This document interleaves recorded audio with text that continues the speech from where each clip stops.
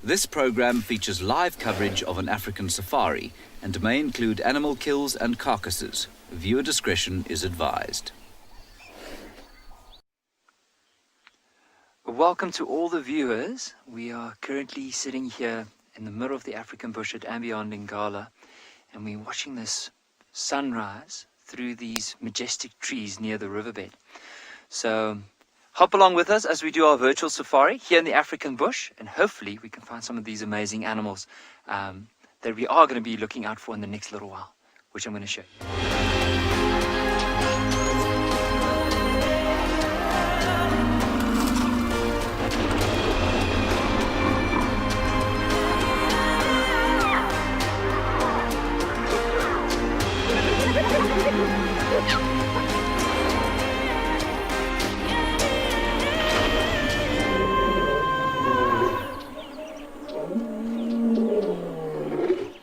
So as we mentioned, we're just watching the beautiful sunrise, and it's just such a beautiful morning. We're trying to listen out to hear if there's maybe any alarm calls or maybe some noises like lions roaring in the background. But I'm NIKKI here at Ambiyond in Ngala, and with me on the camera is Owen. Now, the exciting news was, like, last night, somewhere along this road, there was quite a few jackals that were calling, and then a few hyenas that ran down the road into this direction. So we don't know if there's a possibility that there could have been a kill in this area, but what we're going to hopefully do is, I think, let's go and see if there's anything that we can find.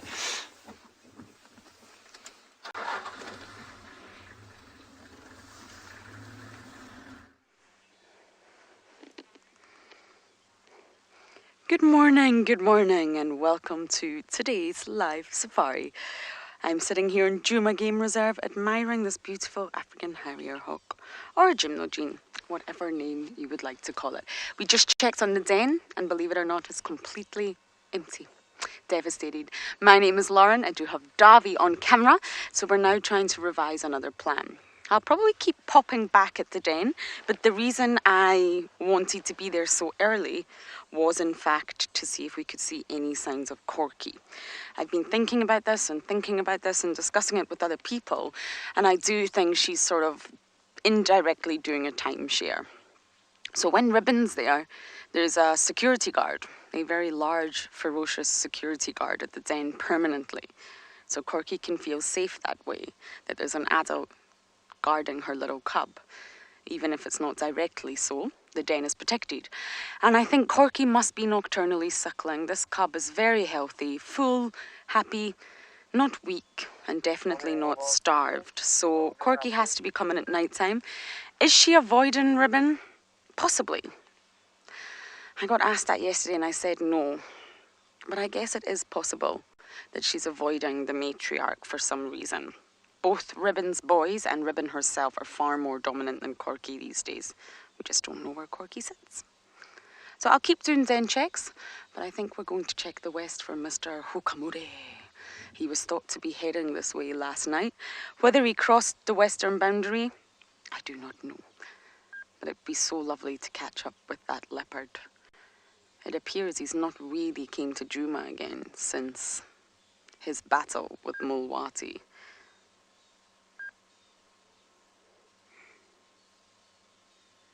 Look at that bedhead, isn't it great?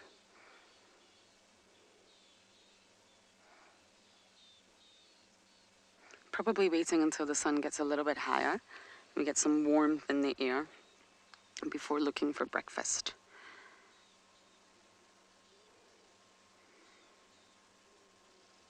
It's 18 degrees Celsius this morning and 65 degrees Fahrenheit. So it's actually very pleasant. Grant, you are correct. This is a very stunning bird. I love the colour of grey. No, that's the wrong word. The shade of grey, should I say. And when the wind blows behind and you see that tuft of feathers, it's rather amusing. They're gorgeous when they fly as well, as they have a big white tail bar that's really striking in flight.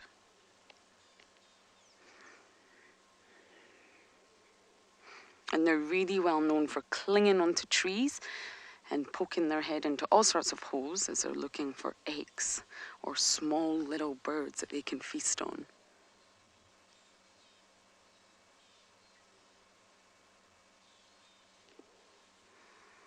They also rob nests, so although they're stunning, they're also very naughty.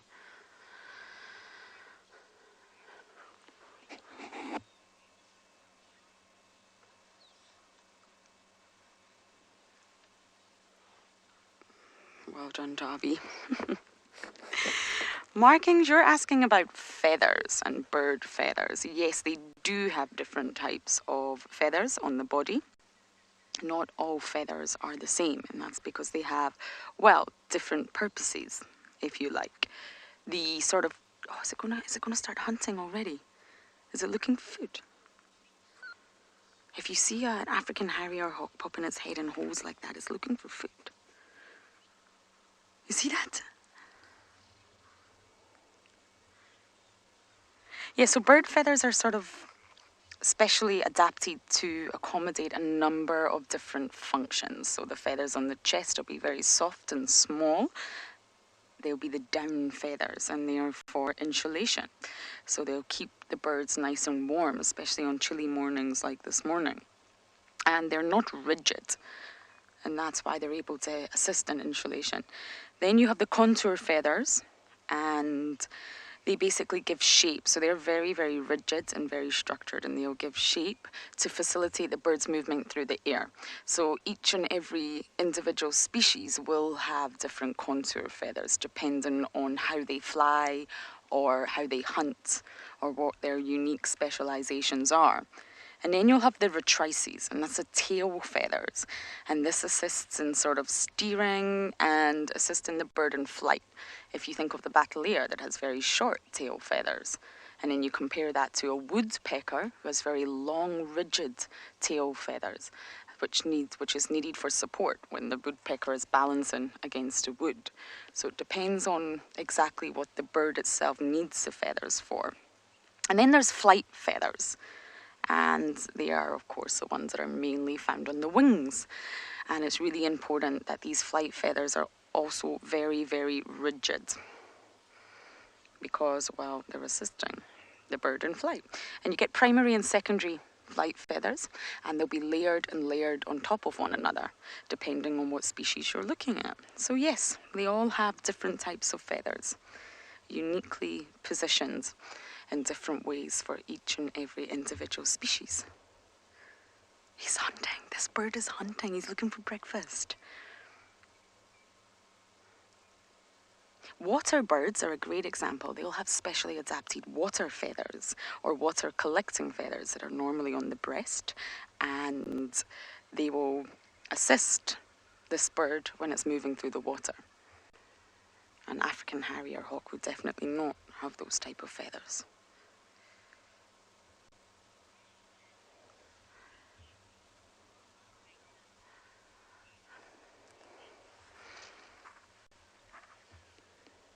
Beach girl, good to hear from you.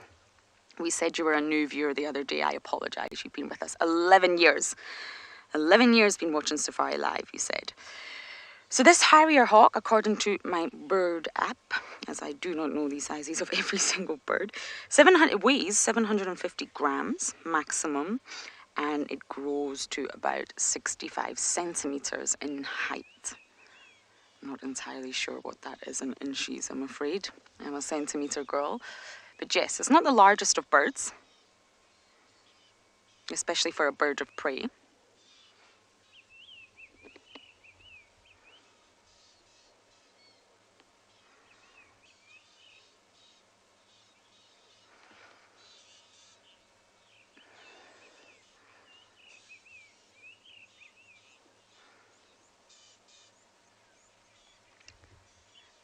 There's a fork-tailed drongo studying us, is making all the noise, watching us. Oh, it's disappeared again. MGM, you're asking about hornbills? Are they safe from the African harrier hawk? Do you...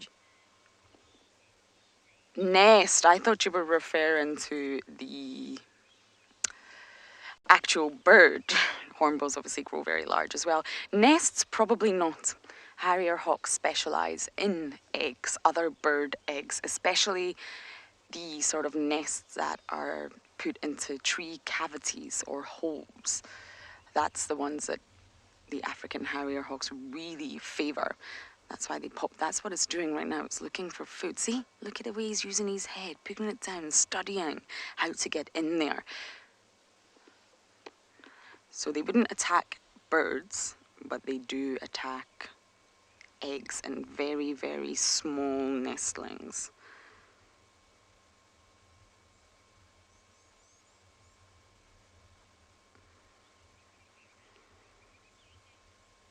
Oh, what a wonderful morning sighting. We are now going to bumble west, and let's hope we find some signs of the hook.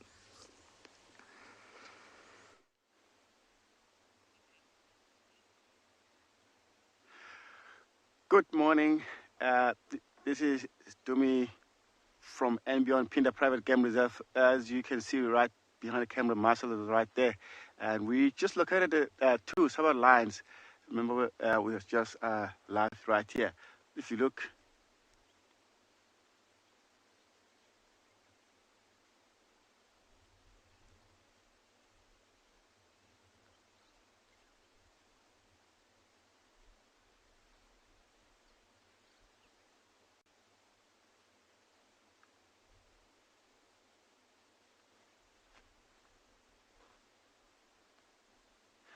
yeah, as you can see here, right here, we were coming actually to try to find some cheetah where we left them last night. Sadly, we get surprised by these two separate lines, so which is good. And the good thing we're trying to check here, it looks like they all ran away.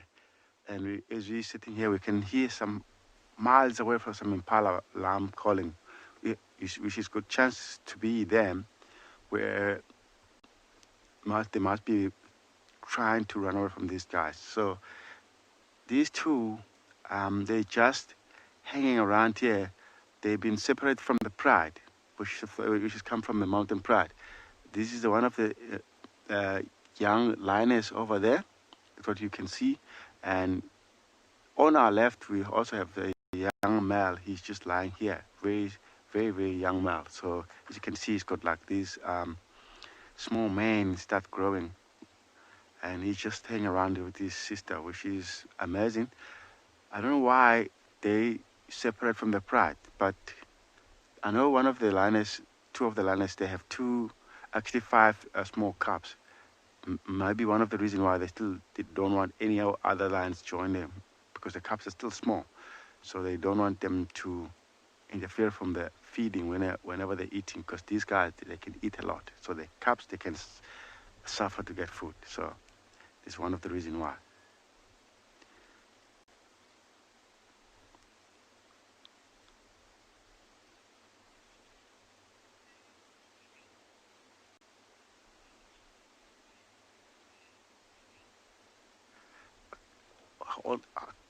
Sanitary, confirm this. How old are these lions? Age. Okay. By looking these little mane, and also help a lot because like this one already about 15 to 16 months old already. So they're not full matured yet. So they're still like very young. But they'll be still with the pride from this stage. Just only the reason why they've been kicked off, they might be come across the less lines with a small cub. So for now, that young male, when he's about 18 to 19, he's going to be kicked off from the rest of the pride.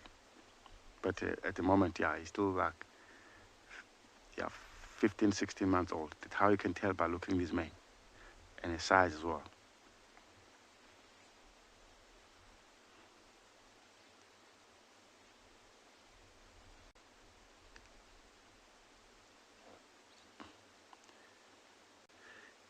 It's a lovely morning. There's not so much wind. Just a little wind blowing, but not strong enough.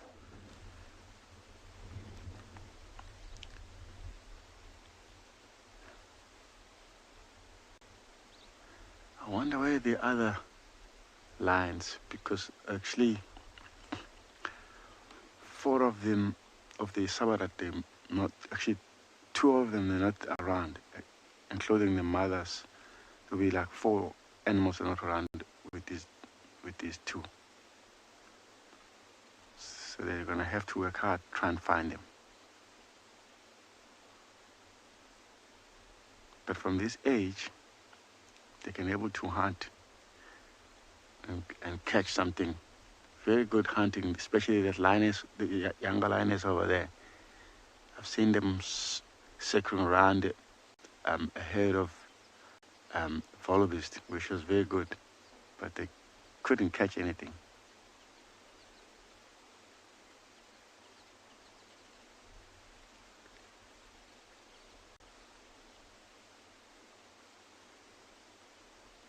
They're just sitting here, listening for the lovely morning, the sound. Sometimes they can pick up the odor of other lions.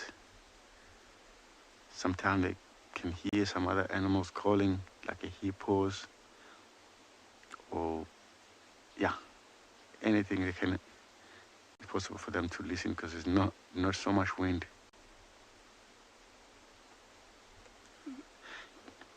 See something that I come across there. Whoa, another one here. You see, I'm gonna roll slightly forward. I saw a 2 of the crowned eagle. That's what was making the monkeys alarming earlier.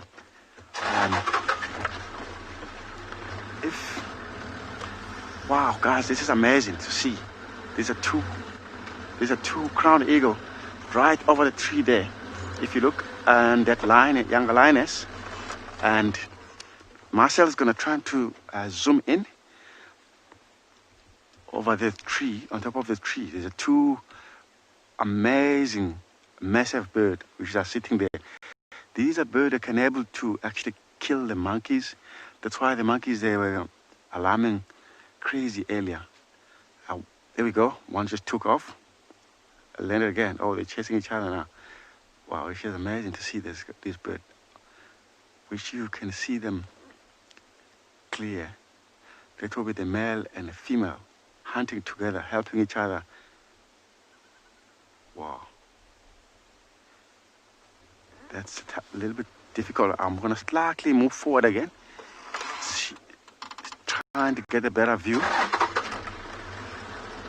Because the trees on is away. Okay. Oh. Because something, eh? Wow, it just dropped. How come? Because there's a full signal here.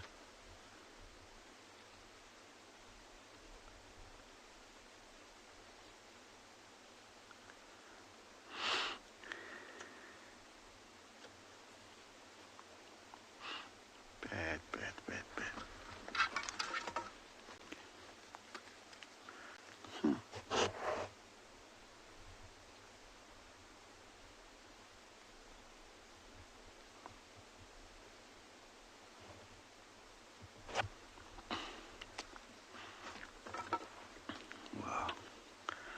can't believe it. It's just, did they also drop? And welcome to the southeastern portions of Djuma Private Game Reserve. There we have got two hyenas on the prowl. Now I'm rather hoping they're looking for the same thing I am. That one was just smelling the scat of a leopard. And we were looking for a leopard in this area yesterday. There were a hyena in this area yesterday. So hopefully we'll be lucky and we'll get some leopard action with any luck.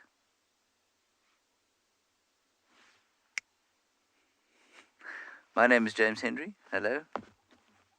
Niels is on camera. There is his thumb. We'll just look at you while the strap's up. Probably gone now.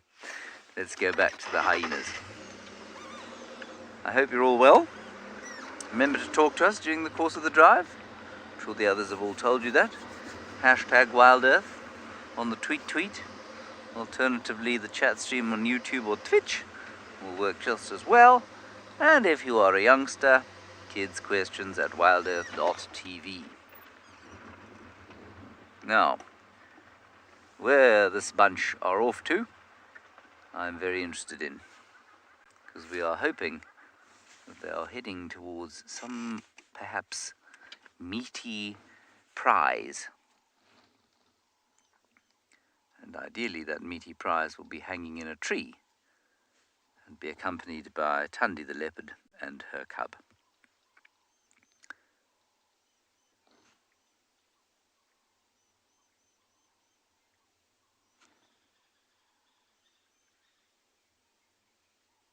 Our return this morning has been one spotted eagle owl. It was very interesting actually. I'll tell you about it while we drive. We heard some grey go-away birds going absolutely crazy and some drongos, and we knew there was a predator of some sort, and we went into the bush and there was an owl. He flew off silently as we walked in, so that was quite fun. But other than that, not much. We'll follow these hyenas for as long as we can.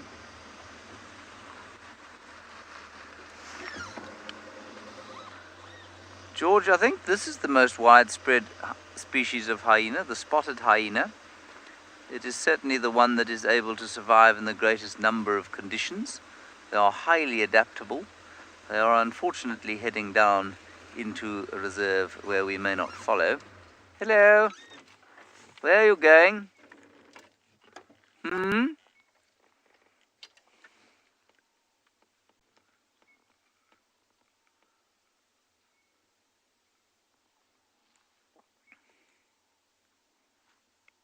I'm pretty sure this is a member of the Djuma clan. I don't know which member of the Djuma clan it is, but it's one of them. Oh, and there they go into Little Gari, which is the reserve to the south of Djuma. Very, very, very inconsiderate of them. Let's just drift slowly along the road here and see if there isn't anything in one of the marula trees on the ridge crest here.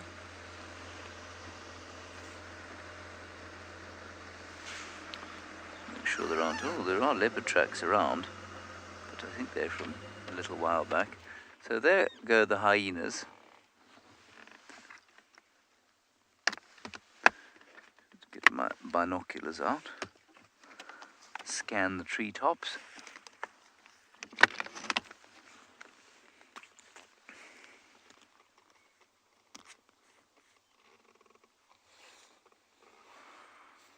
No, I see naught but treetops.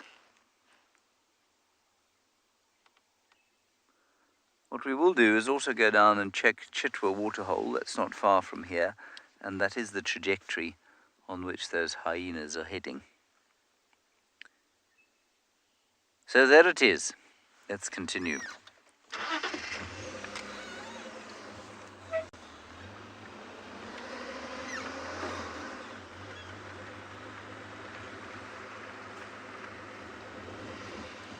We had hyenas in there yesterday, we had leopard tracks in there yesterday evening.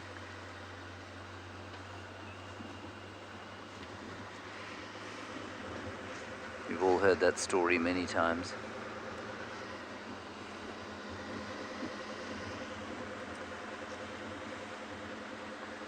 I'll probably head off down towards Chitra Dam now, and I believe you're heading off to a rise. It's rising. Coming up. The sunrise this morning is absolutely spectacular. If you look at the golden colors at the moment, it's just bringing out the wonders of a new day. Now, early on, we decided to come into this area. We're quite close to the river, hence the big trees that you see that the sun is rising behind. And the reason for that is because, remember, we said there was some jackal and hyenas in this area last night, and we were hoping that possibly there could be a kill during the evening. So we're looking up in some of these big trees. We haven't seen anything yet. But then as we were driving, we saw the beautiful sunrise, and we always just take a bit of time to appreciate that.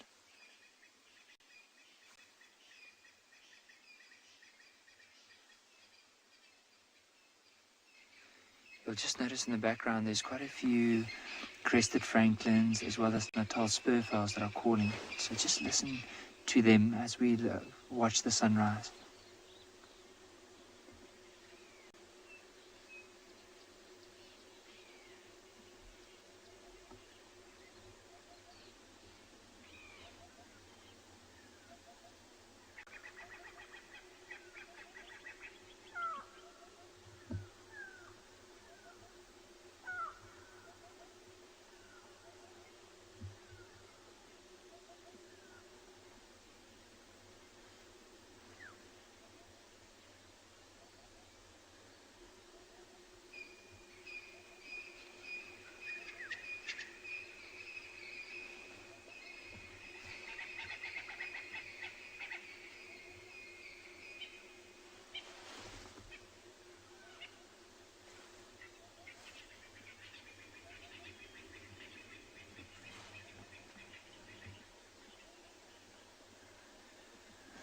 So I'd love, while we are watching this, I would love to hear from the viewers if they can describe to us with a one-word tweet of what they think about the sunrise.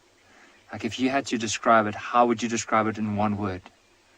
Magical? That's mine.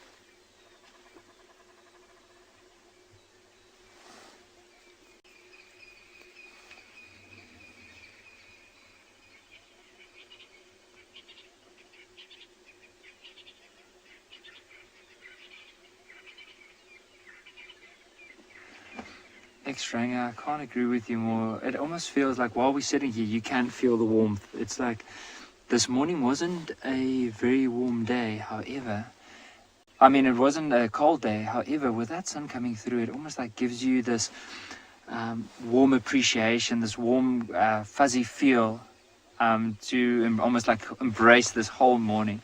Now, hopefully with this beautiful sunrise, there'll be some beautiful animals we can see. I'm even happy, even if we just see a zebra during this drive, I'll be super happy. So I think what we'll do is let's just wait for the sun just to move up a little bit more, and then we'll carry on with our search.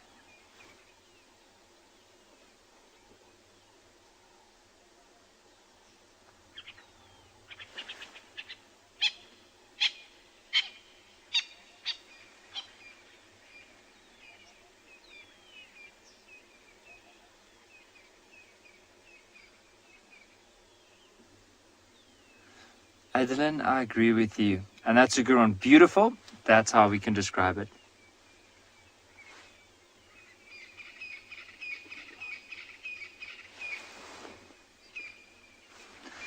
I think what we'll do from here is let's slowly carry on.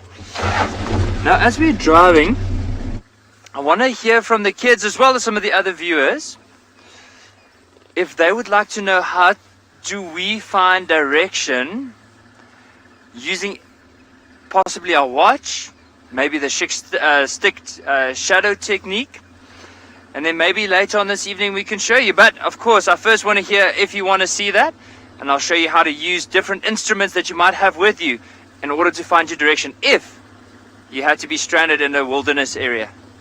So let me know, I'd love to hear.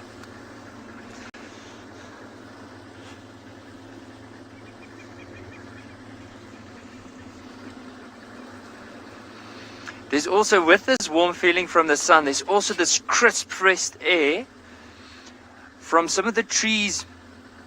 It almost like smells like, I'm trying to get the right word to describe it, almost like a wild jasmine smell. Very lovely. Oh, there's some impala.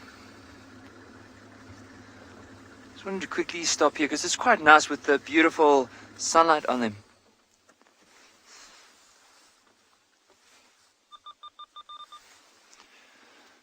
Just notice the colors, especially of, oh, don't move. Like, it looks to me like all of them are males. So it's probably just a bachelor herd that are grouped together. Just trying to see the way that they move. Maybe we have to reposition just to get another glimpse. But look at how well this impala blends into this environment. And I mean, look at the very dark back, lightish colors on the belly and that little white around the tail. Doesn't it just blend in with the shades of grass around it? And also the horns. Look at how they resemble some of the branches in that thick cluster of trees. But of course, like any male, early in the morning, breakfast is very important. So see how he's just maneuvering. It looks like he's picking some leaves there, and maybe it might even be some strands of tall grass.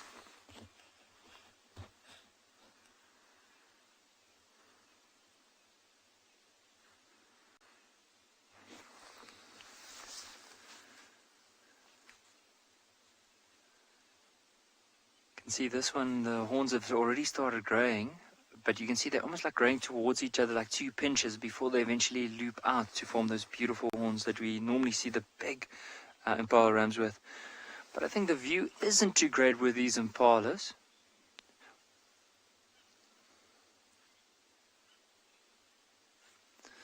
The boss, with the impala horns, they can get pretty large. I mean, the largest that I've seen is probably around, I think it's safe to say 23 inches, 24 inches. So that's pretty long. I mean, it's also hard to see because they have that curve. But if you had to go and measure it, you could be looking at around about anywhere from 10 inches from the younger ones all the way up to 23, maybe 25. That will be, I consider, a massive impala.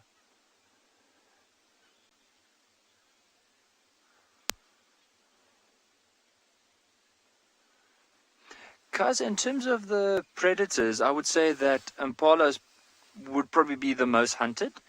But it also depends on the area. In some areas, you don't really get a lot of impala in that area, and so therefore they'll go for zebra or wildebeest. But in an area where there's quite a few impala, and they're quite abundant, you might look at wild dogs could go for them, lions, leopard. But I think mainly leopard is going to be, and wild dogs will be their main predators. Sometimes lions would try for impala, but there's more likely that if there's a big pride, they'll go for something bigger, because if they go for something as small as impala, it's some of the members of the pride might hardly get a bite, but they could. I mean, the one day we were tracking a pride of lions, and we tracked them for like 6 kilometers, and during that 6 kilometers, they actually killed an impala twice. Or killed 2 impalas during that whole move before they eventually ended up at water. So they do catch impala, but I think if they do catch them, especially a pride that's more than 10 lines, I don't even think it will last 6 or 7 minutes and it will be all gone.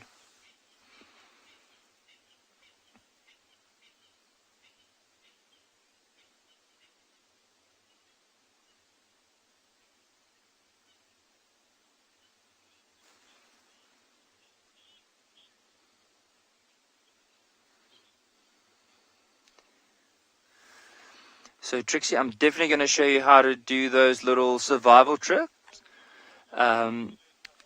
So later on this morning, we'll find a beautiful spot, hopefully with the leopard in the background, and I'll show you.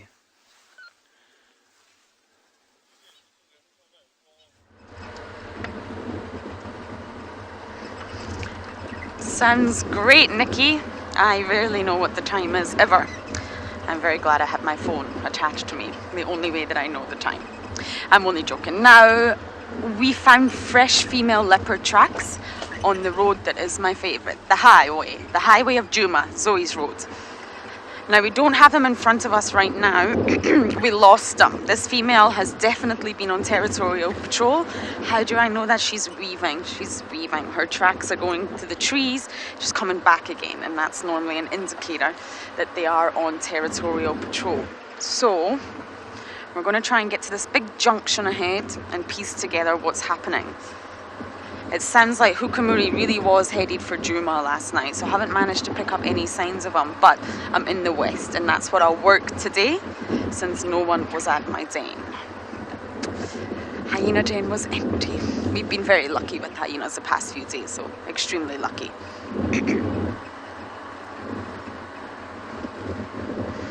And if no luck on the leopard front, then we will head back to the den just a little bit later and see if there's any activity.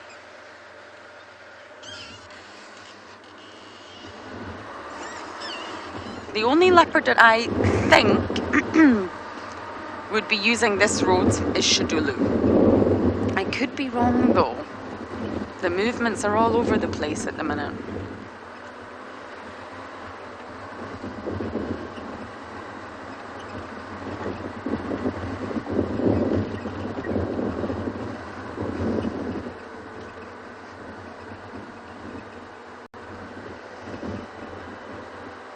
Adelaide, you're 6 years old. Hi, it's great to have you on board. You're asking what is the smallest mammal in Africa? Ooh, I think that's a very tough question. I know the smallest carnivore that we get out here is a dwarf mongoose in the Lowveld at least. But I'm actually not sure what the smallest mammal is. I'm guessing it would probably be something like the bushveld gerbil in this area. I'm going to have to check and get back to you, Adelaide. In Africa, ooh, Africa's a really, really big continent. It's much larger than people think it is, from north to south. So let me check for the entire continent for you, and I will get back.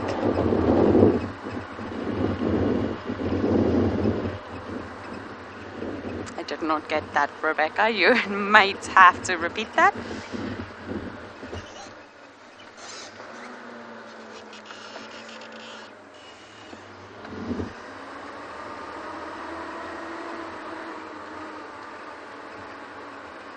Apparently you were not able to hear me, but I'll need to check for you. For the entire continent of Africa, Adelaide, I'm really not sure what the smallest carnivore is. So I will get back to you.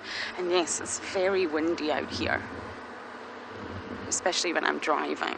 The junction that we're looking for is just up ahead. And hopefully we'll see some tracks. Either this female's going to pop out, we're going to see signs of a male, or we're going to see nothing. Balanites Junction.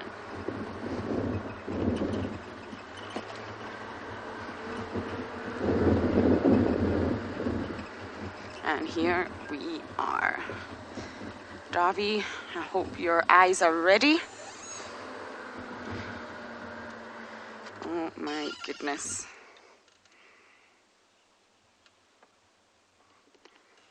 Nothing on my side, nothing on Davi's side. It looks like no one has moved this way. No one has passed through.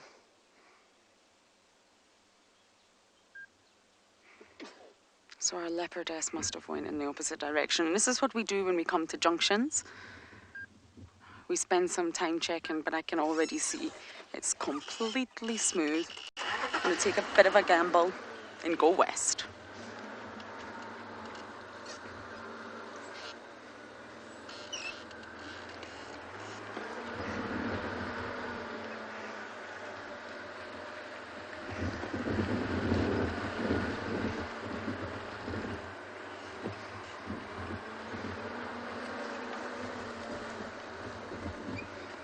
Nothing so far except evidence of elephants knocking all the trees over.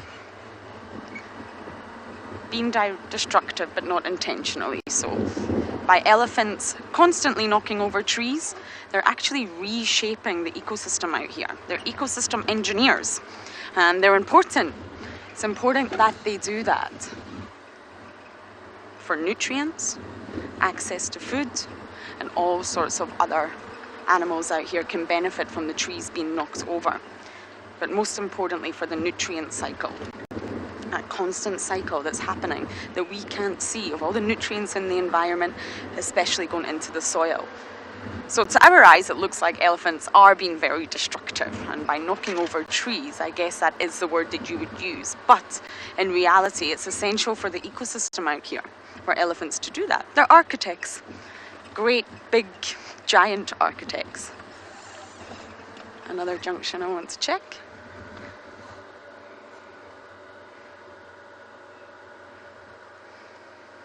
Okay, nothing again. Nobody has walked this way, so I'm going to keep checking west. Let's see what I can find.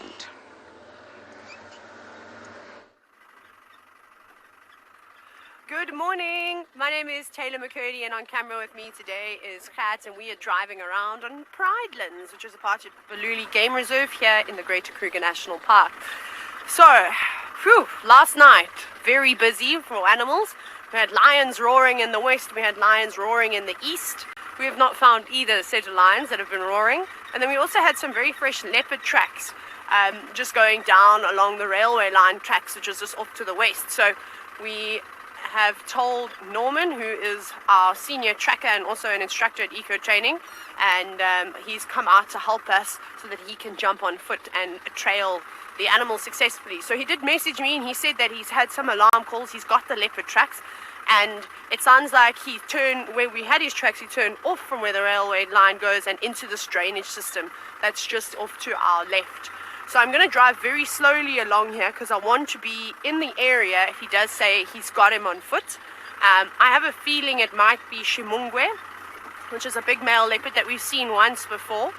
And he does like this area. He patrols this area a fair amount, and he's one of the more relaxed leopards. So we shall see.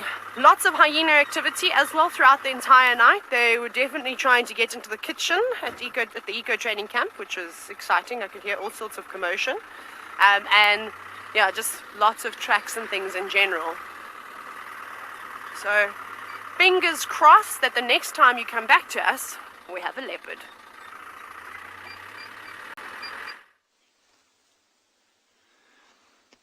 There's a few kurus that are moving in this open area, just past the impala that we were earlier at. But have a look at the beautiful bull. Just notice how the white colors, how it really stands out. And every time he goes into your dense area, do you notice how he just lowers his head so those horns don't get hooked onto the branches? But look at that. See how they often move, and look at how the back foot, when they do move, almost like steps into the track of the front foot, just to be a little bit more quiet as they move along. Because often with kudu, see that male here, just notice those little white markings between his eyes. They're often referred to as chevron markings. But if you notice the colors, the stripes that run vertically, the horns, the white tips at the end of the horns, just the whole color of the kudu and the big ears tells us that there's an animal that often occurs in really dense areas, because with that the white lines and the trees in the back, you'll notice how well that it really blends in. Look at the trees now, for example, that it's moving through. Look at the whitish stems and the white on the back, and how well that kudu would blend into an area like this. And those big round ears, as soon as there's anything making a bit of noise, they'll be able to hear it. There's even some oxpeckers trying to get into those big ears to get to the ticks.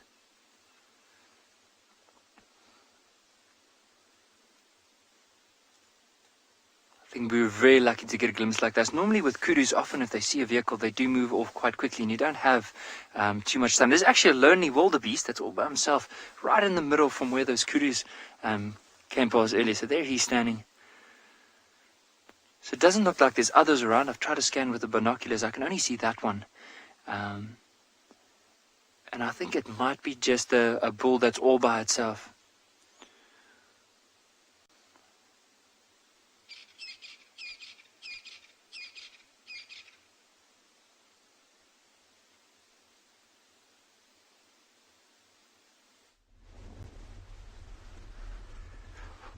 Welcome back, everyone. We just located that's the male lion again, right here on front of us. He's just chilling out nicely, lying down, which is good for him. I think he must be covered long distance overnight. As you can see, he's not even bothering by us being around him. So we'll just sit here and enjoy him, watching him see what he does after this.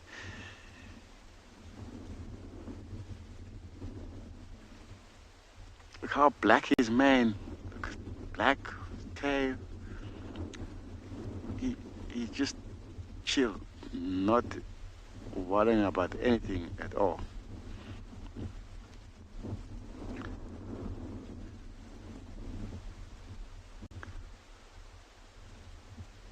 If you remember earlier on, we were with these two Savarat. We just left them. They just moved into the thick area. So we carried on driving. Luckily, we come across this beautiful male lion. So she's been a beautiful morning, a lucky morning so far. So that's how the male lion, like 5 days ago, he was with the female, busy mating. They must be finished now. He's just wandering around all by himself now, trying to find his brother probably, because he's one of the Bayala male. He has his brother.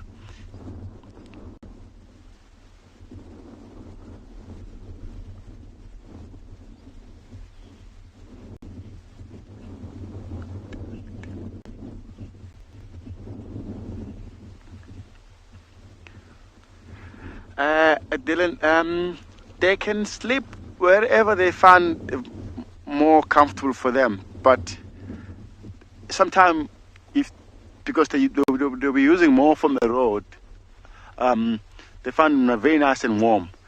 Mostly they're trying to find a nice place, a comfortable place actually to just lie. They can be anywhere, Dylan.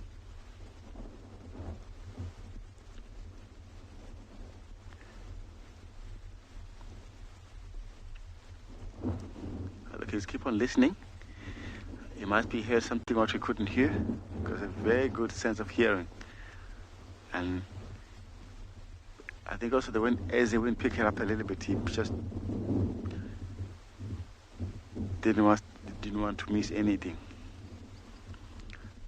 But now his eyes open, close. It's just you guys again. Because remember, he's the king of the jungle. He's not worrying about anything. Look at the size of his paws. It's amazing to see how big their paws.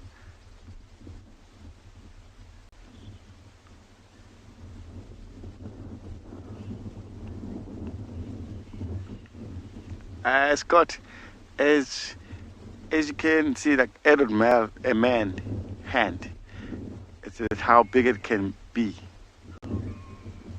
Quite a big paws, Scott.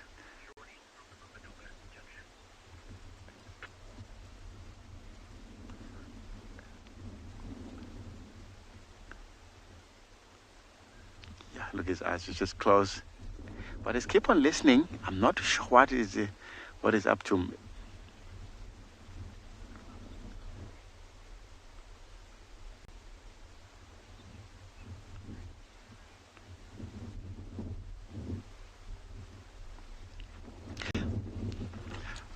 Edelen, the reason why they roll, sometimes you see them walking, scent marking on the trees, and which is marking the territory. Because they have a voice box, actually, they're easy for them also to make exactly the same thing, like advertising themselves into the area, letting other male not come out into their area, or also letting the female he is around, if in case is any female looking for him, because normally the female will start trying to find a male. So this is one of the reasons why. And also that male, Dylan, he will only most of the time they will roll early in the morning or late in the evening, or whole or at night, midnight. That is because the sound they can easily travel from a long distance, Dylan.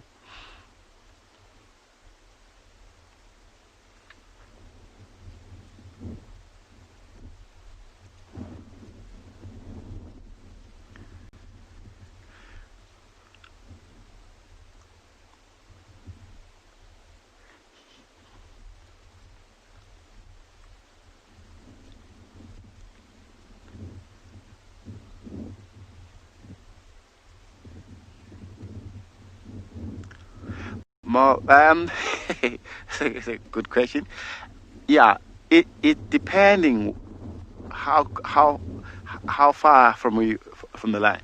When a line staring at you, very close by, yes, you can freeze. You can feel it. It's a different animal, and the way they look, the eyes are actually quite scary. But you just freeze. Your body just freeze when he's staring at you very close by. But on a distance, they're not scary at all.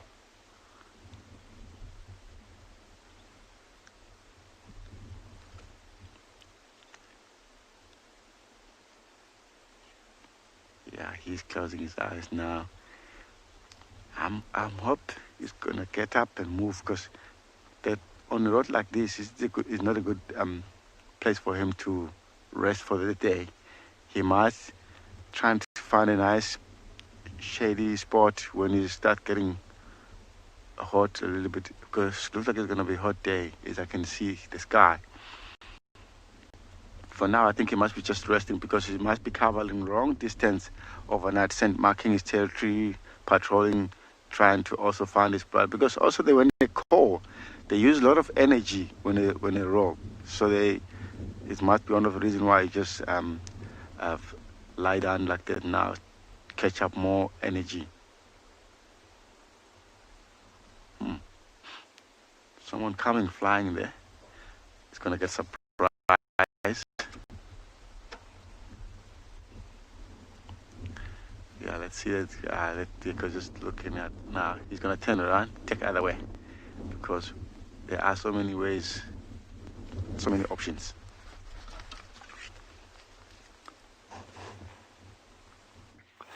Come on, it's fading.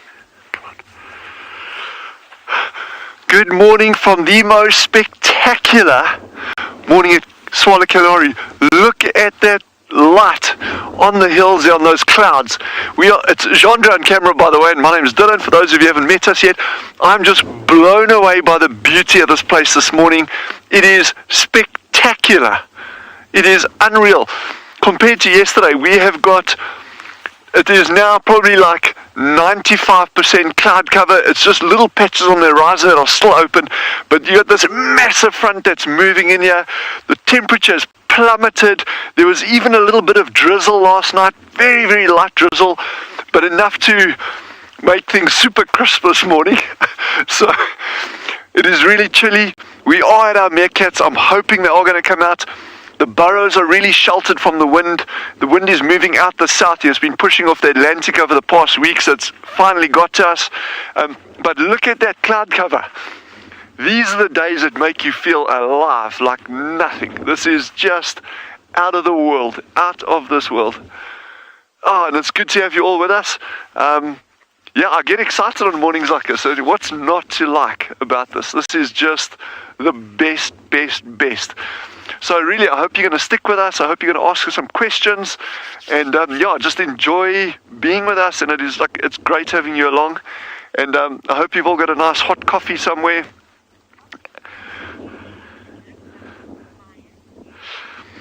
Kelly, you read my mind there. You said it looks like it's on fire. You know, it's funny. The song that came to mind there was that Ed Sheeran song, "I See Fire."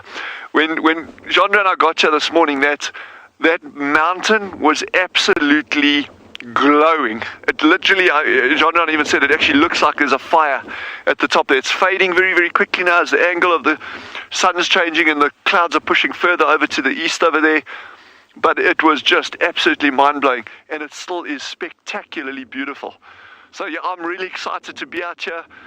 The wind is cold. It is really, really cold, but it's all good. And that's what we're here for, is just to experience this in all of its different, stages, not just the perfect weather. These kind of days are exactly part and parcel of what we do.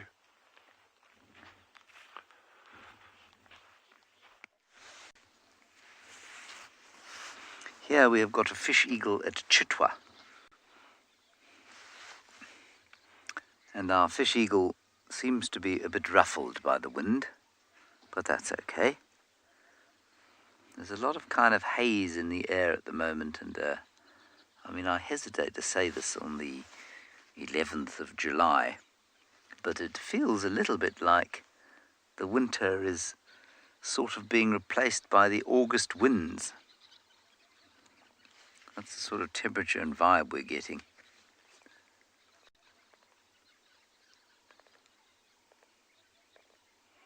The fish eagle is now bathing itself. By that I mean it's not actually bathing, it's just cleaning itself up, oiling its feathers for the day.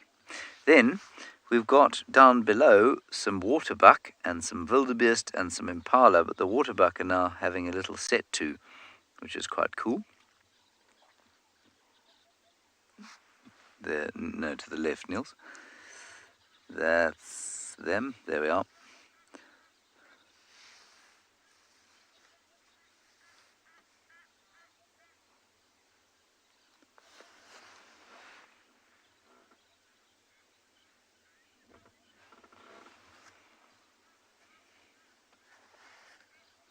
Come on, don't stop now.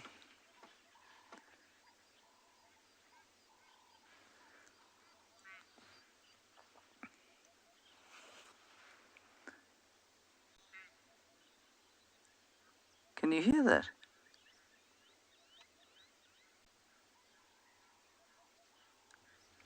Did you hear that little grunting, moaning sound? That's another almost adult waterbuck bull approaching. It went meow. Sounds like a baby antelope, but it is in fact an almost adult waterbuck bull. Let me just roll forward. Come on. I'll have to start the engine. There we are.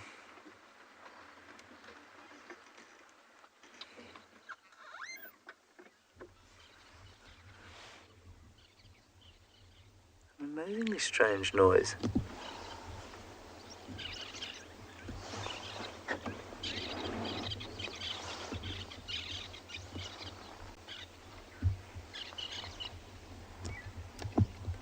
Anyway, I don't think this is a serious fight. I think it's a fairly innocuous little meeting.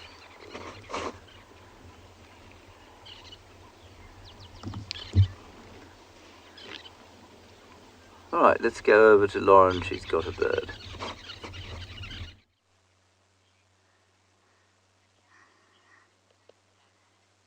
We have another bird, another raptor. Immediately you know it's a raptor. Look at those talons. Look at the way this bird of prey is clinging onto that branch. Look at the beak. Look at that yellow eye. I think we have an African hawk eagle here. There were two, but unfortunately one flew off. And I think this is the pair that we normally see in this sort of western edge of Djuma. They have been nesting here. They're winter nesters. Looking down, you see that? Looking for food.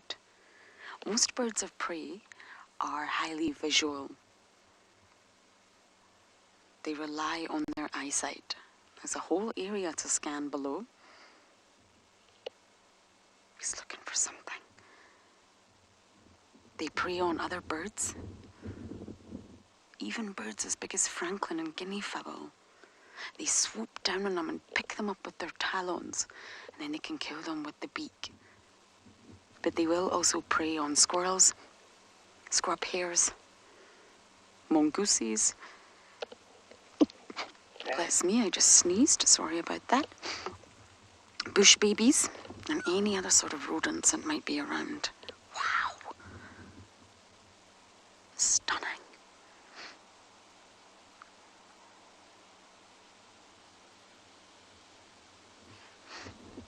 unsure about identifying the African hawk eagle, especially because we've got a back view. They've got quite an obvious white chest streaked with black feathers, but we've obviously got the backside view. And you can see that broad band, that broad tail band right at the end of the tail feathers that we were talking about earlier. They're quite long in this individual. They look very rigid, square at the bottom, and there's that band. Stunning. I wonder if the other one will come back. Now, Adelaide, I did some research for you, and I believe the smallest mammal in Africa is a type of shrew, and it's tiny, and it can be known as a white-toothed pygmy shrew. I think you should Google it if you can, Adelaide, or ask your mum and dad to do that for you, because it's really cute. And it looks to be smaller than the size of my index finger. And in the entire continent of Africa, I think that is the smallest mammal.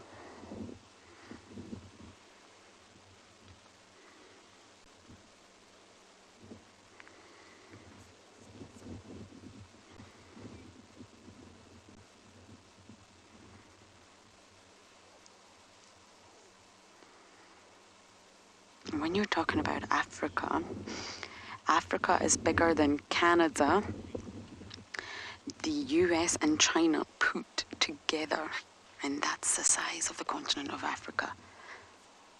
River, you're asking about the leg feathers, which is a very good point, because it's one of the key identification features that we use to separate eagles, well, true eagles from snake eagles, should we say. But the African hawk eagle is a true eagle, and that means that there are feathers going down the legs. They're just very white and difficult to notice. I'm wondering if this is a younger African hawk eagle, just from the sort of coloration on the feathers. The immature eagles, or African hawk eagles, do look different from the adults. I wonder if this one is just slightly immature. The immature are more brown, and it's slightly difficult to tell from this angle. But there are feathers going down the legs.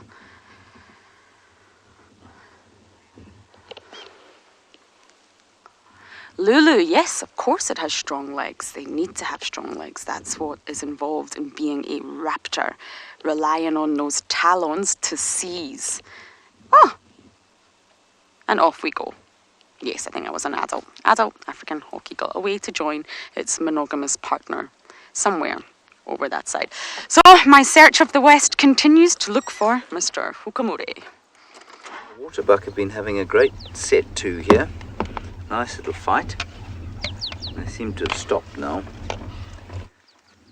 We might just move. Well, every time they look like they're going to have a set to, it's always behind a bush. It is so deeply irritating. There we go.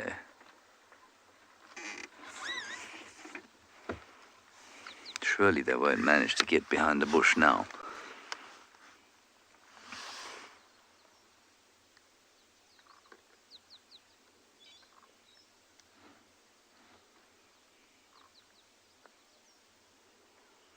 They do, George. That's where they get their name from.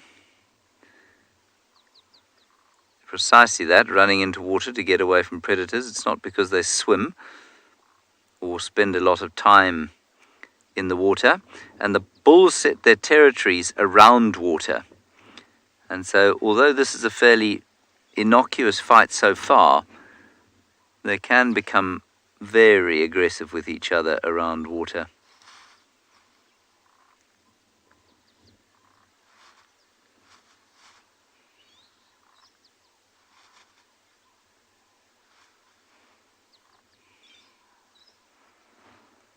I think that unfortunately the box seems to be over.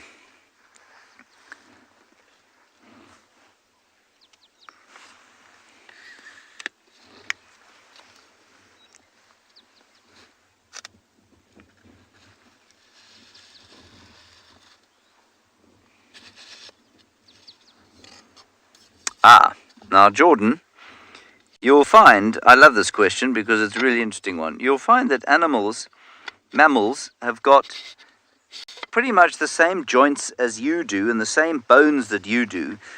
They are just different shapes and different sizes, and some of them are fused and some of them aren't. So if we look down that leg, if you don't mind, Niels.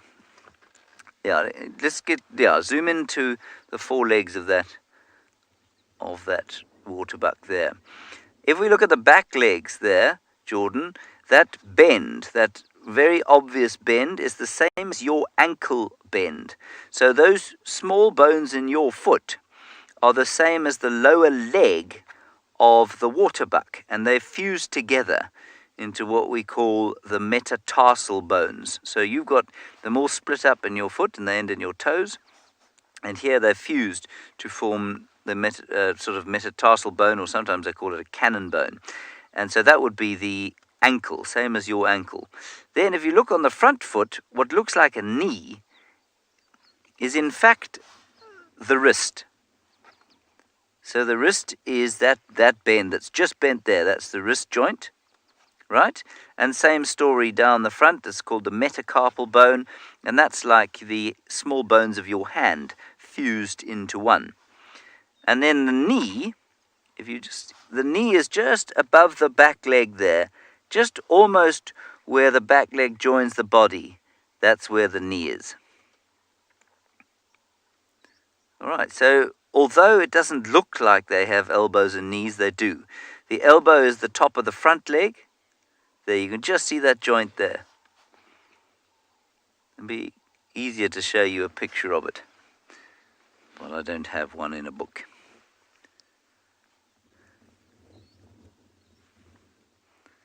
Nice question there, Jordan. Thank you. That infrastructure you can see is from the dam. We're at a jam, in case you thought we were in a zoo, which we are not.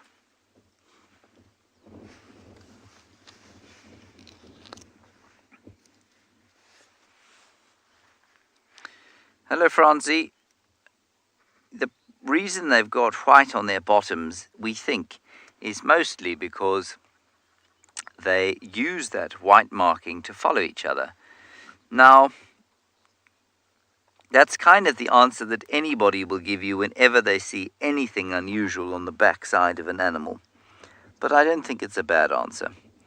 So it's probably to help them follow each other. Good question there. So a huge number of them. 1, 2, 3, 4, 5, 6, 7, 8, 9, 10, 11.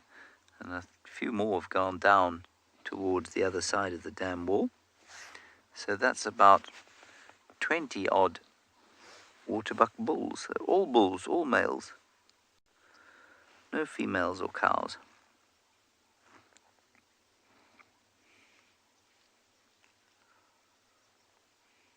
So Jordan, just going back to your question, you know, if you go and you look at the bone structure of a bat even, you'll see that it's got very similar kinds of bones to yours.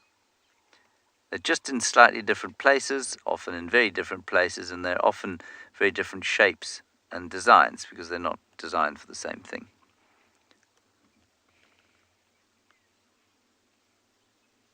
Interesting, hey?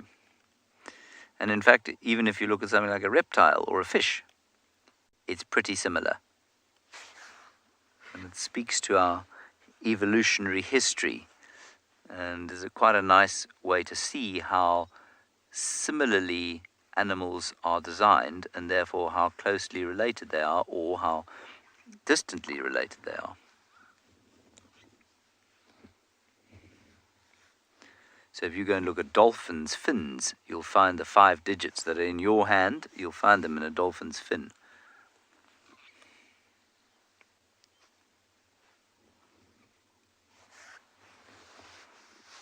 Some impala running down here.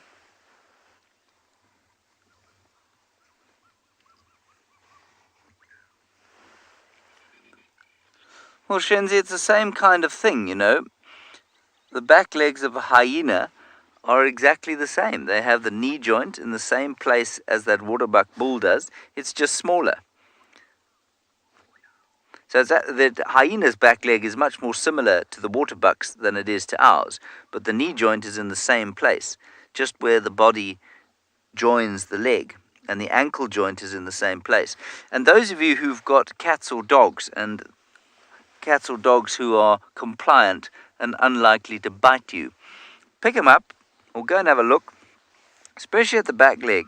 That big bend that goes to the back of the animal, which is the ankle joint, you can definitely see that on a cat. It'll be slightly, the ankle part will be slightly lower down on the cat than it is on the dog, and even lower down than it is on something like these impala or waterbuck. The impala have just arrived now. Oh, and there's a whole lot of zebra coming too, Niels. There's a great flurry of activity going on next to us. This is very exciting. Impalas are chasing each other, the zebras are chasing each other.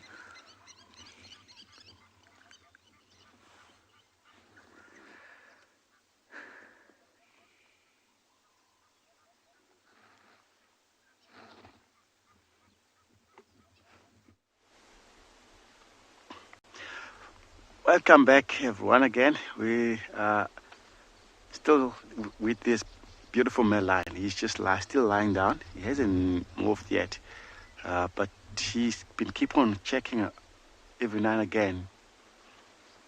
But he gone back sleep again. As you can see, just open his eyes and it's just closed again, which means he hasn't been disturbed by anything. As you can see, he's been listening up to some baboon barking earlier, and he almost roared, but then he just thought, no, that is not the language I talk, and then he just kept quiet and lie down again. So I hope he's still gonna be here for a little while, but as you can see, the sun's coming up. He might be feel a little bit uncomfortable with the heat, and then he were trying to move, find a good spot for him for the day, because they doesn't normally traveling when it's very a hot day. They spend some much day lying down, and there's very good spot for shady. For now, he's still comfortable on the road here. Look at him, beautiful, beautiful animal. This is my favorite animal, the lion, male lion actually. Look at his lovely mane, and if we look at his face, and he doesn't have so much scar on his face, but a little bit of just above his nose, that you can see that must be scratched from when they're fighting. But he's comparing to his brother. His brother had a very big scar on his eye, which is come from him when they also just meeting each other after from their separation. Then they'll sometimes get a bit more argument, and then they get a bit more aggressive and they end up fight.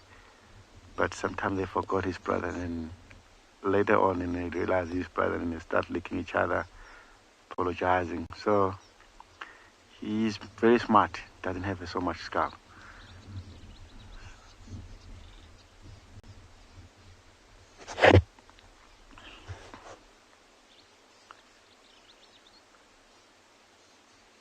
Yeah, he's just nice male, and he's just calm, and he's very relaxed as well. Get to use the vehicle a lot, and then as you can see, he actually trusting us a lot. The way he tell by looking at his way he's lying flat, they're more comfortable. His eyes even very close. When they're not comfortable, he'll be keep on checking on us, making sure. And also the distance we gave it to him, it is very good, so he get more comfortable as well. Must be the way he's looking now. He hates the vehicle coming behind us. That's why he's looking now. But otherwise, you realize that the vehicle is not coming.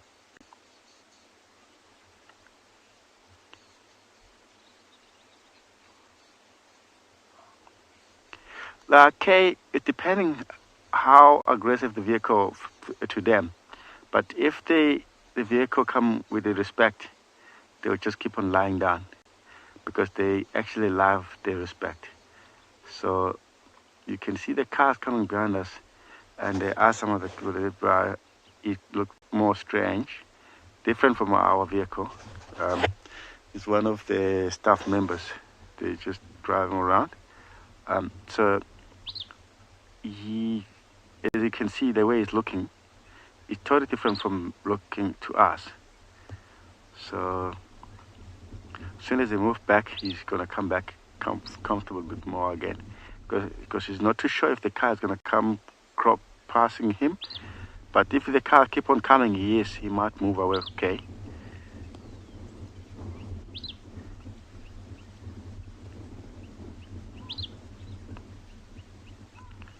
Yeah, I can hear the baboons as well barking.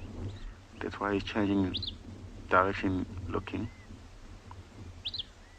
Yo, look, it looks like now he's getting up. He's gonna start finding another direction for himself to lie down, maybe. Or he's gonna continue walking where because he knows exactly where he's going to. Oh, he's gonna change position. Oh, look his belly. That's why also he's so lazy. Yeah. Now I can understand why.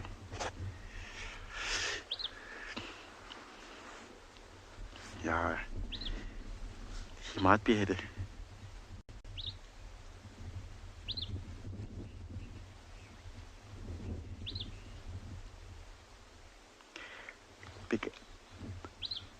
Sorry, Scott, a bigger name? Men. Scott, it depends.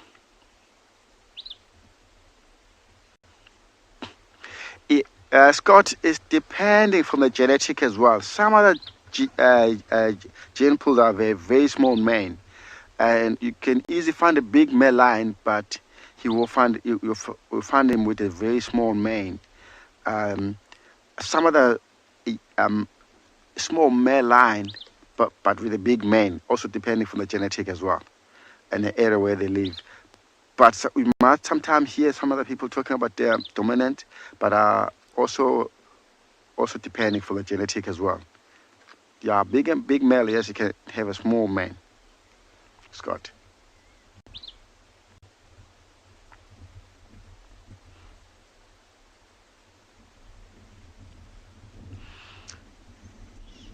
Yeah, his belly is unbelievable. Where he's lying now.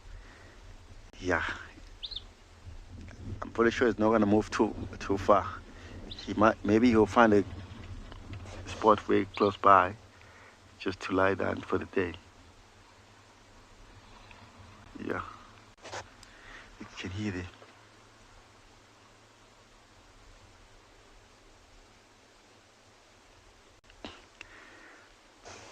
Is that if you look at that mane, it's got more. There's like two different mane color. If you look, it's got more black, and it got also like more lighted color, which is normal from the male line like this. Some of the male line you can find like only like blondie, like what I can say. But yeah, this has got two color Z.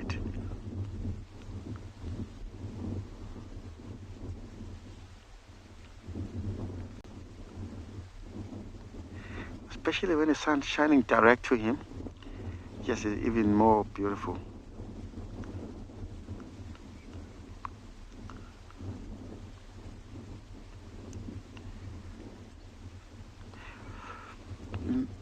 Maybe the way he's lying, he doesn't want to move anywhere.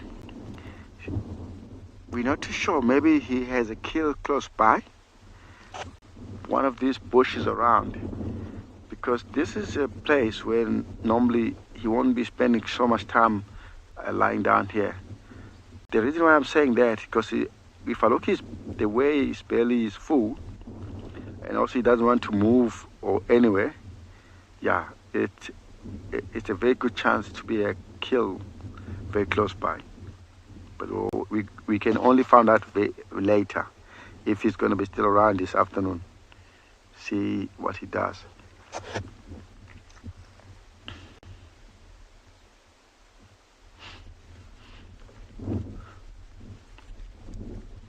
So very difficult to see if there's any under this thicket around on the left of us, but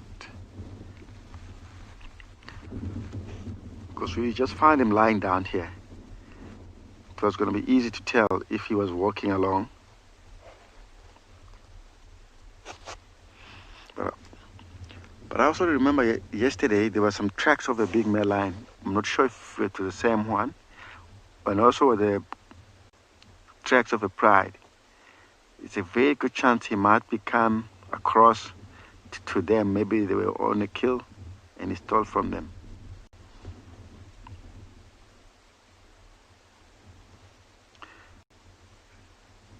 Yeah, it's lovely when the wind blows on his mane and he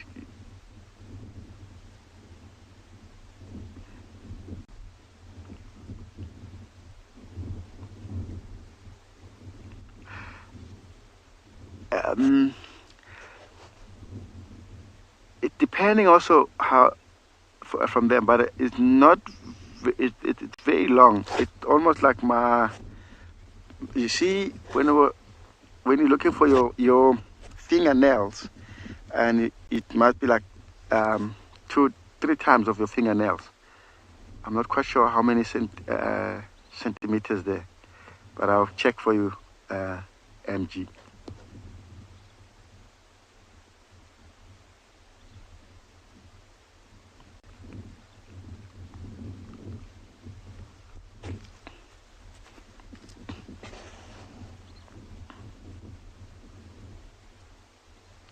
Yeah, his lovely face.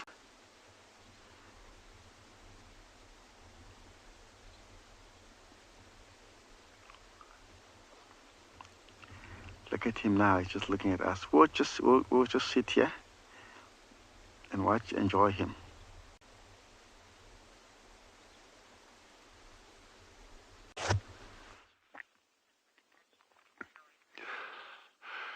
We have got the coolest tracks over here. Okay, firstly, there's no sign of the meerkats yet. They are still well tucked in bed. The temperature is dropping literally by the minute as we've been sitting here. It's getting pretty cold. No icicles on us yet, but maybe the next couple of days. But have a look at this. Oh, the sand is so warm. I wish I could lie here the whole morning. You're nice. Anyway, look at these tracks over here. Genre, I don't know how much detail you can get on there, but look at the gorgeous detail on these tiny little tracks over here. You can actually see, let me get something smaller. Look at the detail. You can see the toenails on there as well. You can actually see the little pads on the back of the tracks here as well. This is a tiny, and here's this very faint mark over here.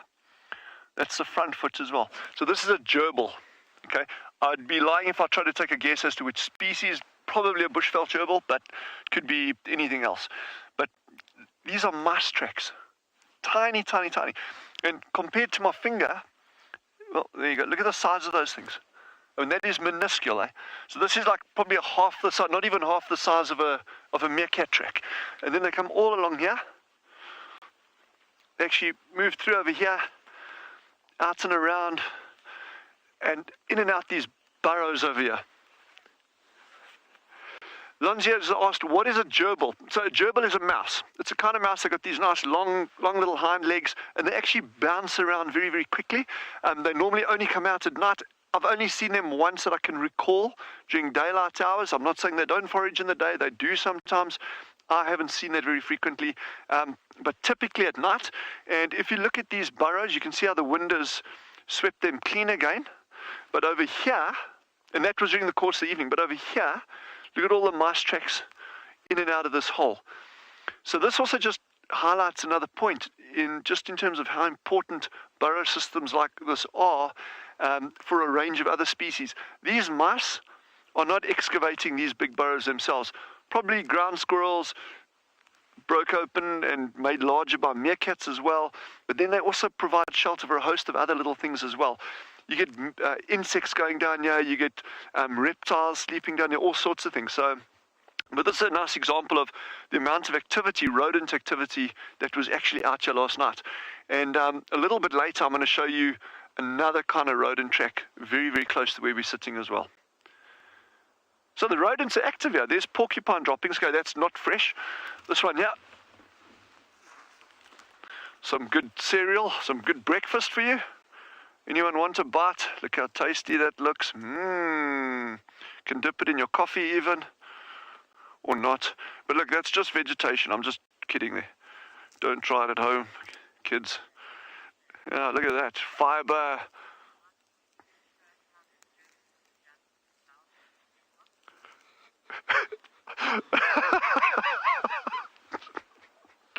I've now been asked to imitate a gerbil.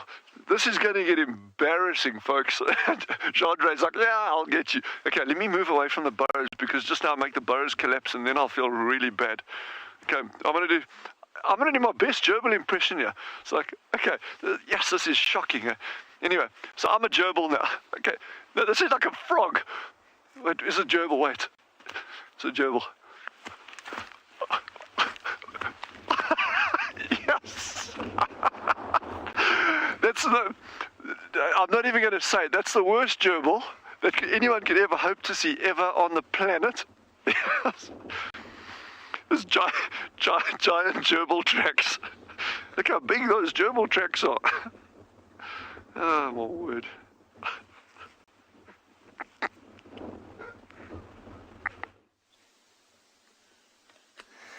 How amazing is this? So the trackers this morning, after a very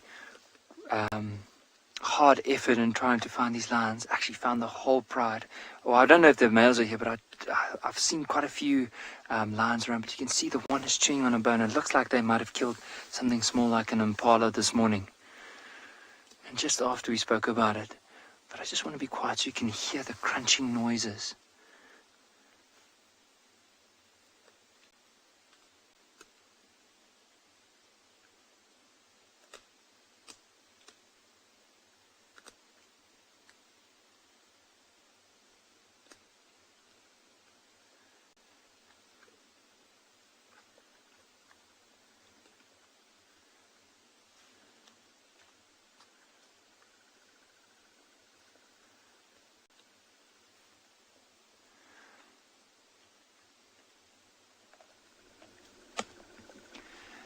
Now, the reason why we say it could be possibly an impala, so see the way the others are moving, I think there might be more, something else in the riverbed below. Oh, there's actually a leg. The one just off here to the right has brought out what looks like an impala leg.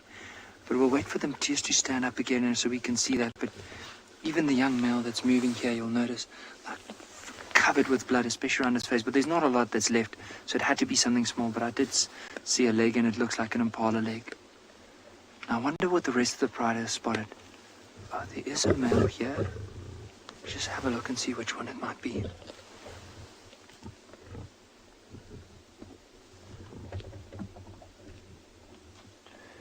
does look like it might be that Birmingham young male. So the young male that's been following the rest of the pride. But let's just first wait for him to come out past this tall grass so we can have a look.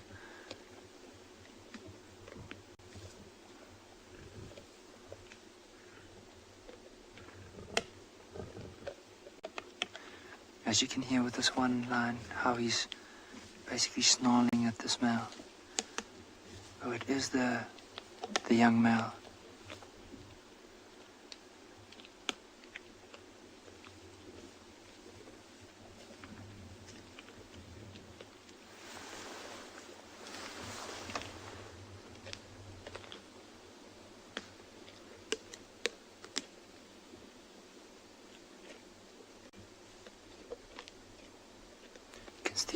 You see, he still has a bit of a limp, but it does look a lot better than a few months ago.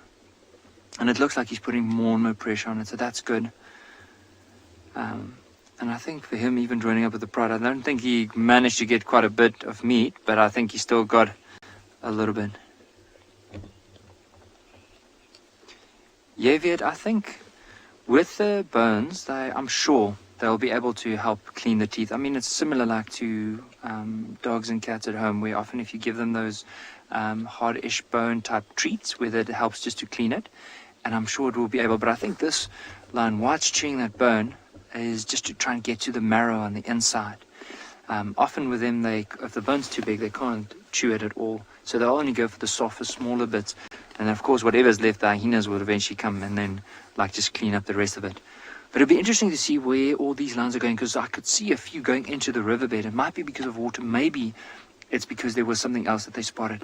There's actually a young lion just above this other one.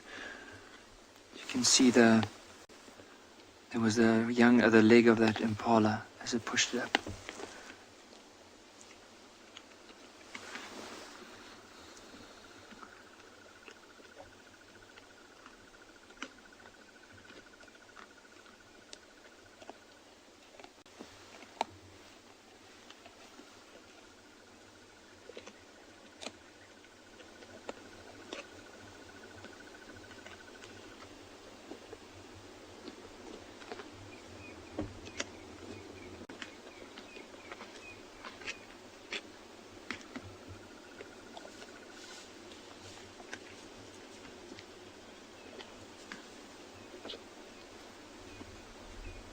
So let's see, as soon as the rest of the pride starts going down towards the river, we'll just loop around into the riverbed and see if we can get the pride there. See, there's another one that just got up and started running off towards the river.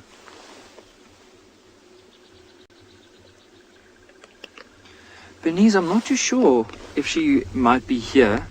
Like I tried to see if I could find her, but basically yesterday when we tracked them, it looked like that she was heading towards the pride to possibly join up. Now, I don't know because of the carcass here that she's just moved them to the side, because remember we said often if something is small and and with lions, there's no table manners, they'll basically fight for any bits of meat or scraps that they can possibly get. And so for her, she has to be so careful because if those youngsters get in between all of that, it could be very dangerous, especially for those youngsters. So I think she might have kept them off to the side, but I'm not too sure. So, I mean, the grass in this area is quite tall. So we'll only probably be able to see once the pride starts moving down into a more open area. You can see this one almost feels like there's a bit of a rush because the others have gone down. So it's just trying to get a last little bit of the meat and the skin off before they eventually move down to the river.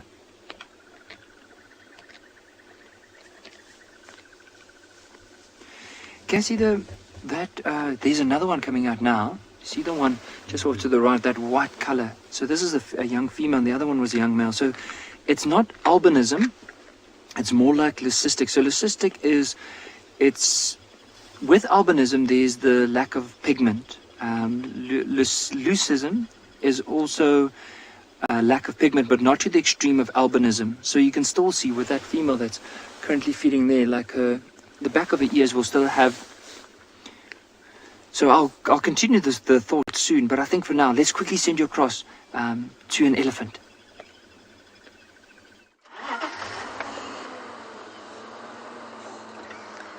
There is a scene that you will all love to see. We're just repositioning. We had to wait till all the elephants crossed the wall. And we're here at Treehouse Dam, exactly the Dam of Nothing. I think the more I call it the Dam of Nothing, the more it's going to prove to me that it's not. Happy here, Dobby? Oh, let's just take a moment, everyone, and enjoy this spectacular scene.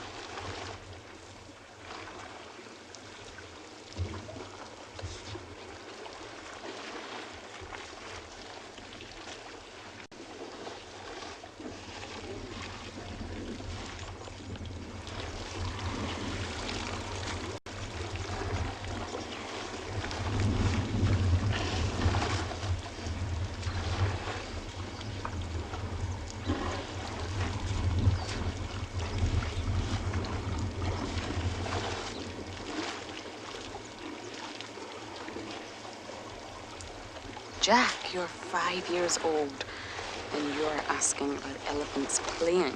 And yes, they do. Most animals play, believe it or not, Jack. There's a great book that goes deep into animals playing. And there's many reasons for this, but ultimately, animals also like to have fun. Releases happy chemicals in their brain, exercises their muscles, helps social bonds. So a lot of animals, including fish, including wriggly worms, do things for fun. And elephants, when they play, especially the boys, they like to do a bit of rough and tumble. They will wrestle, especially in the water, because of course water offsets the weight of their heavy, heavy bodies. And you'll find the boys climbing on top of one another, pushing one another over, touching each other with their trunks. Elephants are very tactile animals. They like to touch one another, be in physical contact with one another with their trunks, the most sensitive, important organ an elephant has. Especially within a herd. You wouldn't see elephants touch one another if they're not in a herd together. This is so lovely, and it's this path that the elephants are walking away was the exact same sort of route the herd that we had yesterday took. I feel like this is some sort of elephant corridor.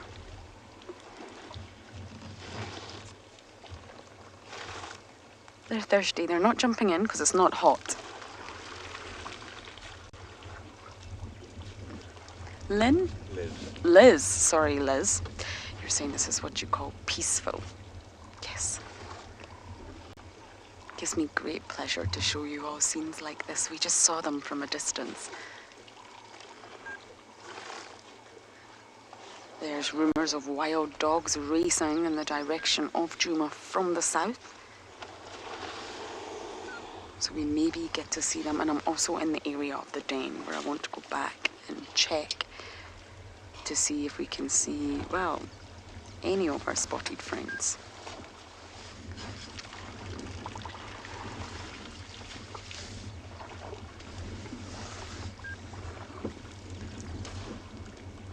We spoke yesterday about the coordination of the trunk. You see this youngster, Davy, at 12 o'clock on the right. This youngster's now old enough to be able to coordinate all of those muscle bundles on the trunks. Sorry, Rebecca, can you repeat that question one more time?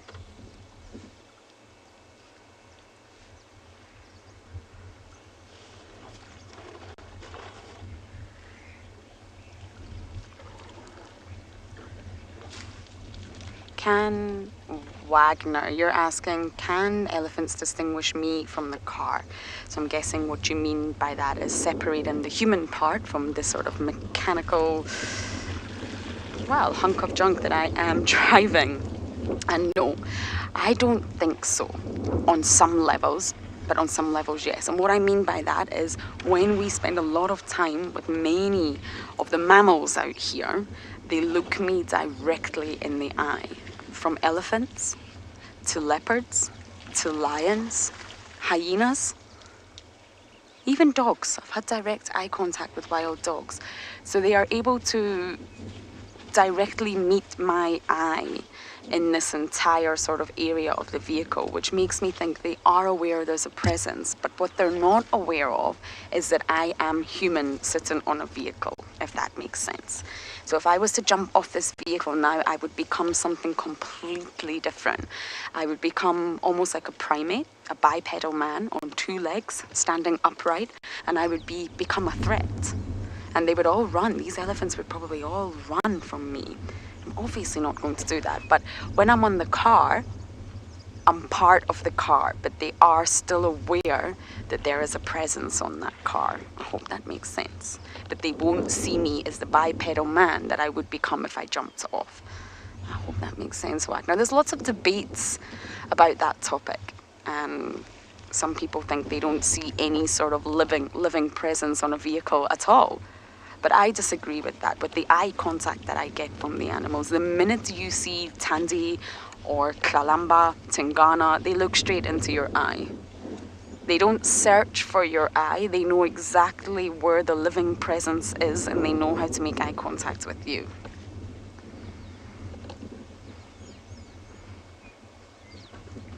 Amoy adults, not so much. But calves, like we've got that tiny little calf right there drinking, that size, yes, that size of elephant, absolutely. Lions would try for that. Probably, I think a single lion could take a calf that size down, but normally it's a cooperative effort from the pride. I have seen lion prides try to take down bigger elephants that are alone, but with a herd, it's all about herd life. They protect one another.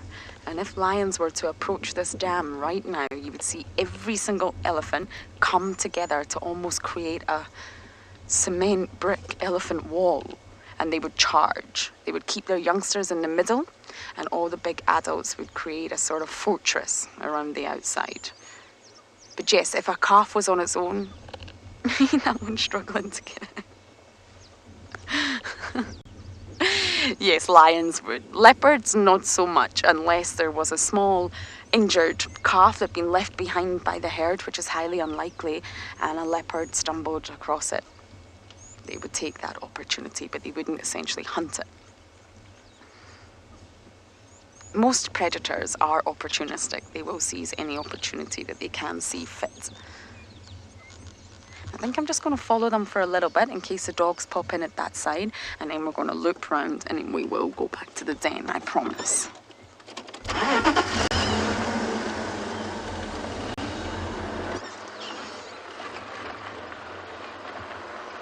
Victoria matriarchs within elephant herds are said to be the oldest female. Not always the biggest, but as a general rule of thumb, when you're trying to pick out who could be the matriarch, you would look at the largest female.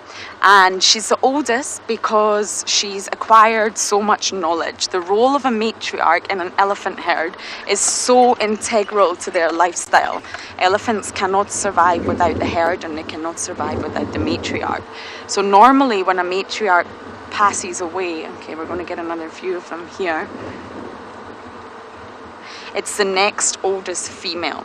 Doesn't necessarily need to be a direct relative. Ah, here we are. We've got them all. How is this, Javi? I think they're all going to go this way.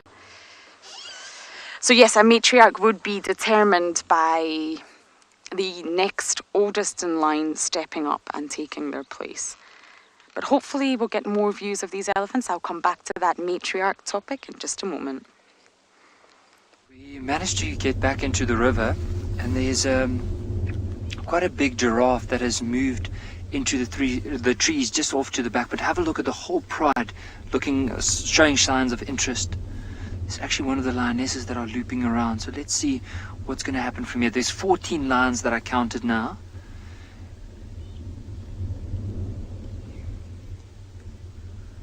You'll see some are trying to loop around, but we'll see where that giraffe is moving, because I think they might have spotted these lions.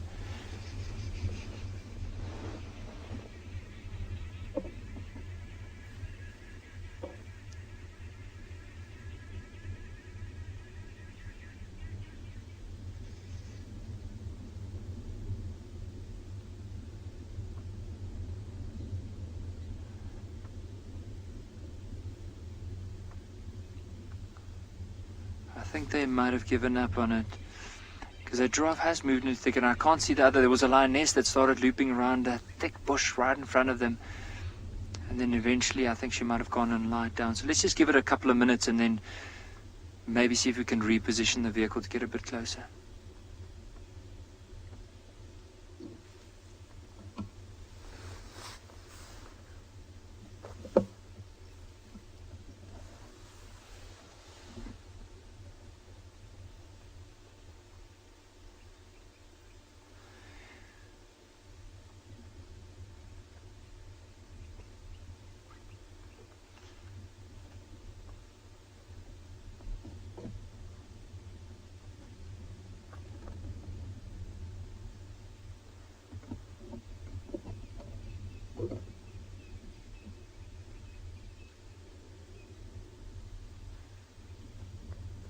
I think they might have lost their interest. You can see the one is still up with it. Oh, there's actually a few.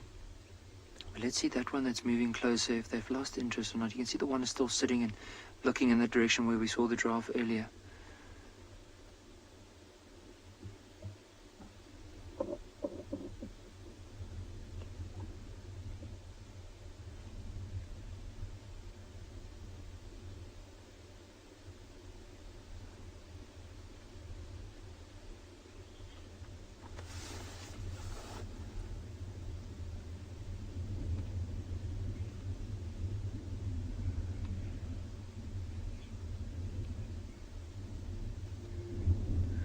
So with the vehicle, what we try and do, especially if we do see something in the distance, we'll switch off and almost allow the animals, whatever it might be, hunting, just to hunt.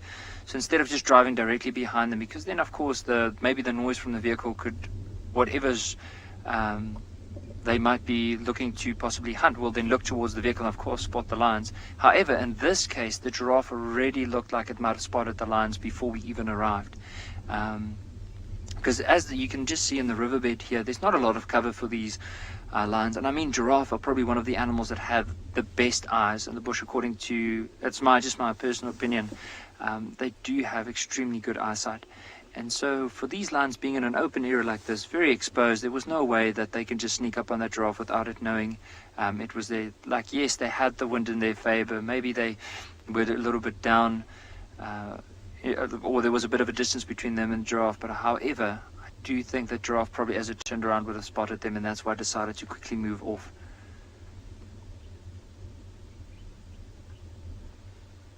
But I just wanted to finish my thought while we're having a look at this young white lion here, is that so with albinism, there's a big lack of pigment, and so often behind the ears, you'll notice on this one, there's a bit of black behind the ears. So if it was an albino, there would be no black behind the ears. Often the eyes would be a different color. There'd be a lot more pink around the nose and the inside of the mouth and around the edges of the eyes, where with these, they still have that normal color and the normal color of lions in terms of their eyes. But not to the extreme of albinism. But it is like, it's not a far variant from it. So just a little bit right from here, this actually looks like the young female and another lion that at the moment they're grooming one another. So I think, imagine having that kill and there's all this blood and maybe a bit of other contents like stomach content that might be on it, so they just help each other just to clean it off. See, that one's cleaning its paw, and then this young white female, she's just licking like around the neck and the hair of this, or around the ears and the neck of this other one.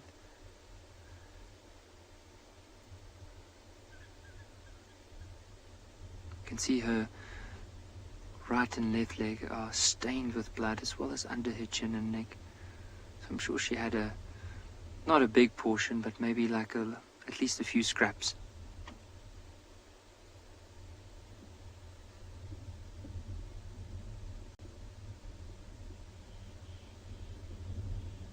Now, what would be interesting, though, is to see if that lioness with the young cubs, if she might have joined up with the pride and eventually could come down. I'm wondering, because I'm also thinking that maybe with that carcass being done, she would have already started coming down, but it doesn't look like she's here.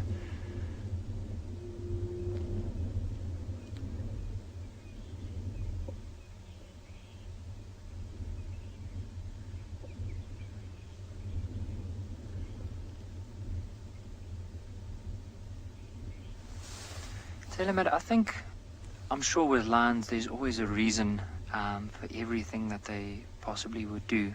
I mean, and they're very, the social structure is also very interesting, especially with this pride. But I do think, just noticing by the way that they are lying down. So, of course, that young male, often I think over the last little while, he's been pushed out by the Ross male so many times that he's always on the outskirts.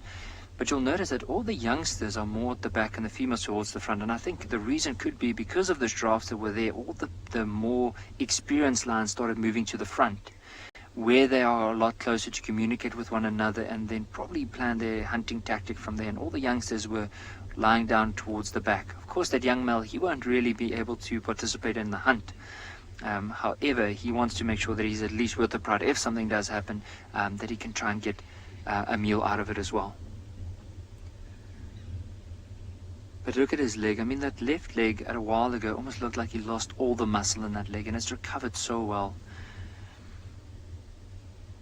But you can see his mane is slowly starting to develop, and he's going to be a beautiful male lion when he grows a little bit older from now. But I'm just glad his leg is slowly recovering. But what amazes me often with lions, when that happens, the chances are very unlikely for survival, but he's just been able to push through. I think he's also been stealing quite a few leopard kills. Scavenging from possibly wild dogs if there was any kill. And then, of course, just spending some time around this pride.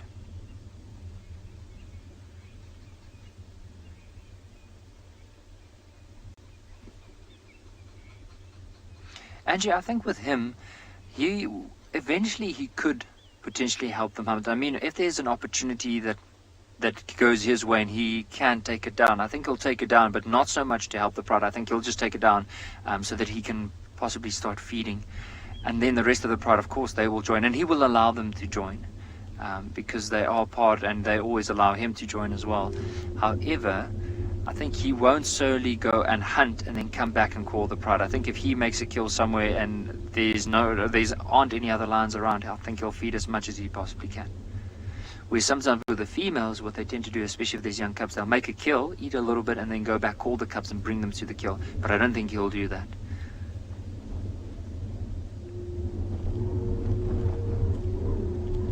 You might hear something like a flute in the background, but all that is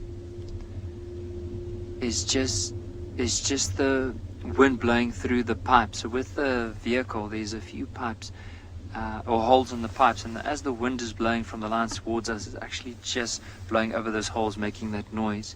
So it just tells you that the wind is slowly starting to pick up, but it's blowing from the lines towards us. Where the giraffe was basically where the lines are just downwind from where the giraffe was.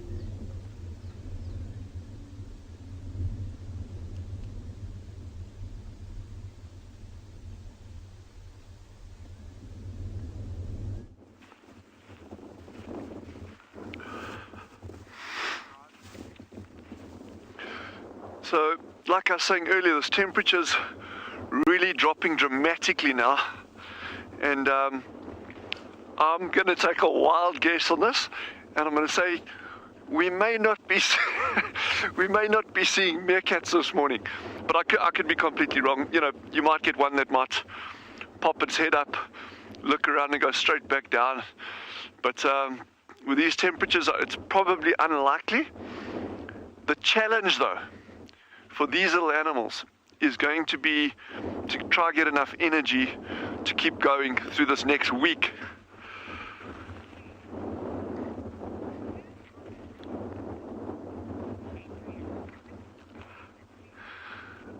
Adrian and Luca have just asked, who are the little six?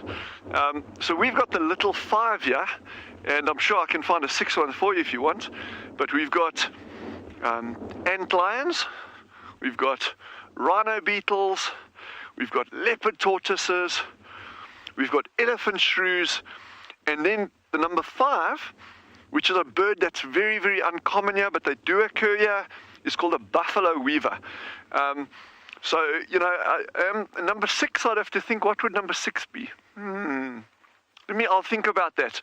But yeah, so interestingly, I was just asked recently to write an article on for our marketing team on the little 5, and I actually said let's rather do that in the summer months, because at the moment all of those except the elephant shrews, or what we call sengis, those are very active now because they'll be active right through the year, but everything else really has taken a back seat at the moment.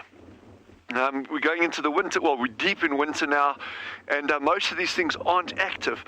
But what I will do, I'll make a point, if we find any of those, I'll point them out to you, because they're really, really, really cool little animals. And I love those little links between big 5, small 5. Yeah, there's absolutely no tracks around here whatsoever. Just rodents, just mice that have been active, but nothing else. On this side over here, and Jandra and I will walk around here a little bit later, and I'll show you, we've got really good examples of spring air tracks. So spring air is another rodent that we get out here. It's a nice big nocturnal one. We won't see them, unfortunately, at the times that we're active. They only come out much later, but there's been a lot of activity of them around the area as well. But no hyenas, no jackal signs. So this area seemed to have been a very, very quiet last night. But I'm quite impressed with how this cold front came in. And interestingly, or actually very typically, the wind was blowing out of the north, so it was a northerly breeze yesterday from that side, cutting across, and it is now completely shifted. It's blowing straight out the south. Beverly's just asked, where are all the armored ground crickets? Let me show you one. Let me show you one right now. We have an armored ground cricket for you, Beverly. Right here. Here we go. Here's an armored ground cricket. There you go. You see there, he's looking a little bit the worse for wear. He's actually been stuck here by a butcher bird, or a common fiscal shrike, some people might know it as, and he's long dead. But yeah, I don't think we're going to be seeing too much of armored ground crickets around. I will actually scavenge around here now, and I'll see if I can actually find even one that's still alive. But I doubt whether that's going to be very easy.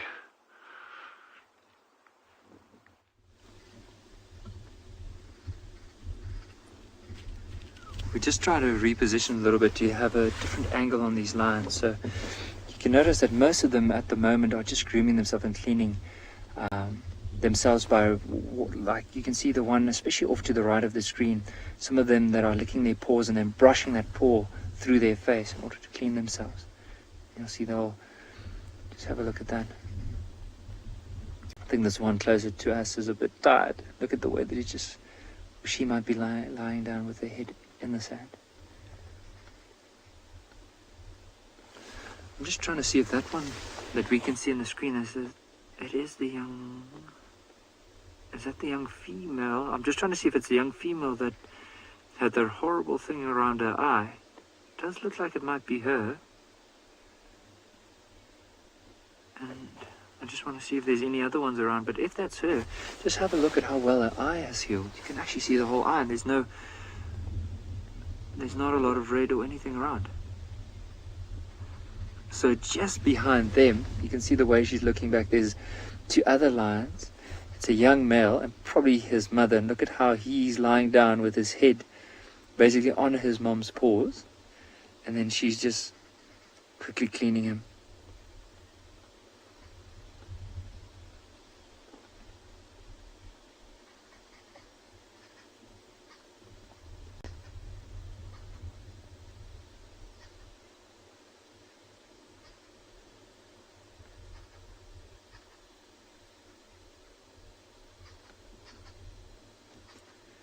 So often, especially when they do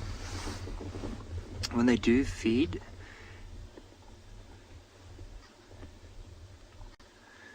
so when they do tend to feed, there's not a lot of love shown, because it's all about how much each lion can get for themselves, because they never know when their next meal is going to be, and they need to fight for that. But afterwards, normally what they tend to do is they'll come together and then they'll re-establish that social bond.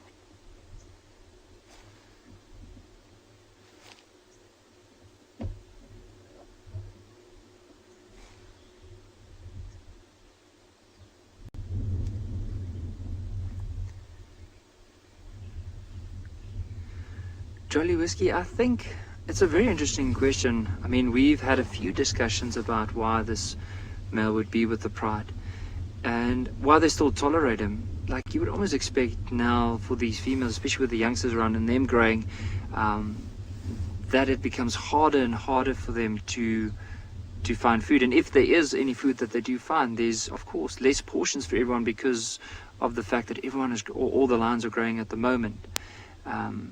And that's probably one of the reasons they have to move so often, because they're probably trying to look out for so many different hunting opportunities. I mean, something like that impala was a nice little snack, but it's definitely not something to sustain them. And so I also think because he's been with the pride for so long, they still show a little bit of tolerance towards him. However, we have seen quite a few times where the pride has tried to get rid of him, where they would often, if he calls or he contact calls, where they wouldn't respond and they'll just keep on moving. But normally when the bigger males come in, that's where they'll start pushing him out. But it'll be interesting to see over the next little while if they're going to still tolerate him or start pushing him out, because he's already close to 4 years, and normally they'll start pushing them out at 1.5 to 2.5 years.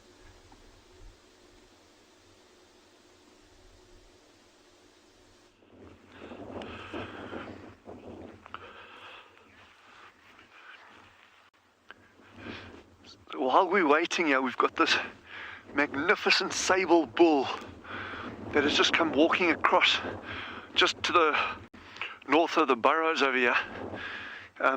He's making a beeline down to the waterhole that we sat waiting at yesterday, and it may in fact even be one of the same bulls that we saw yesterday. I think it is. I'm just going on the shape of the horns there. I know that sounds really funny because, well, all sable horns are the same shape, but you get a feeling for the different animals and that, and like the amount of spread on them, you know, do they curl right over, or do they go up at more, you know, slightly less of a curl, or do they move out or very narrow together and straight back? I think this is one of those bulls that was there yesterday. He's trotting off. I don't know what triggered that. There was a report of cheetah in the area this morning as well. They wouldn't go for a sable like that. A sable bull like this would sort cheetah out in a heartbeat. That would be a bridge too far for cheetah. I'm not going to lie, everyone, it is freezing cold here now. Wild Earth relies on support from viewers like you to carry on broadcasting our daily live shows. A small donation goes a long way in helping us on our mission to connect the world with nature. Please visit our support page to see how you can help and become part of the Wild Earth family.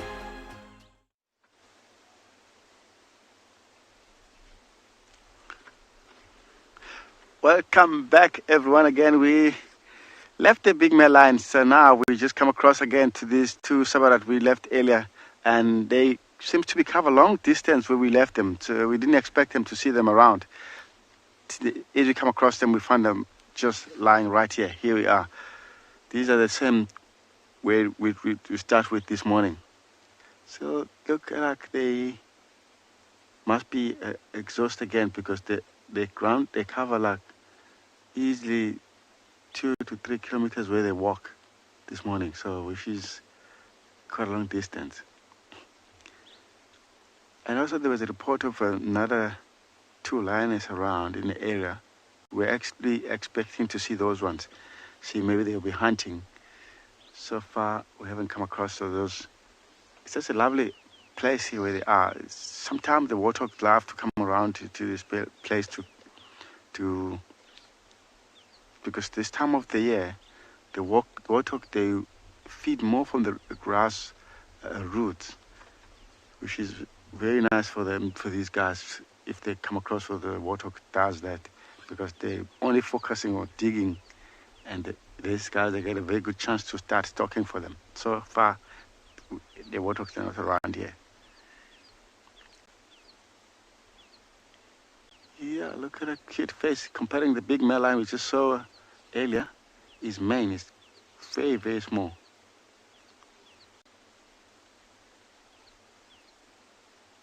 If you look around next to him, there's an old bone.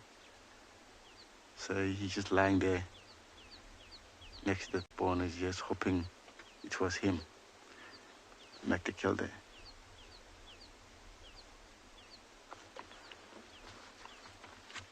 Look at this, looking at us. It's a lovely young male. And it's just, look at that lioness, she just picked it up. Also looking far from them. Must be picking up a scent or hearing something. It's a cute face.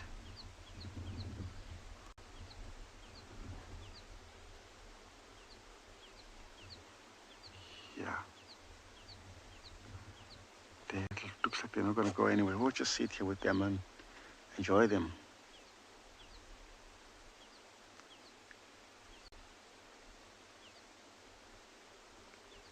They might have been trying quite a number of times the distance they already covered, because there are so many yalas around, sometimes warthogs, because these guys are still learning how to hunt. They can easily make so many mistakes as they're moving along.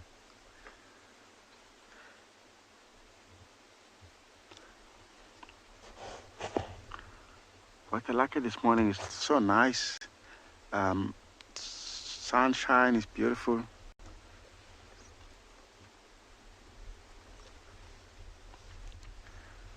Yeah, as you can see, they're just lying nicely here. We'll just see here, see what's going to happen if they want to hunt.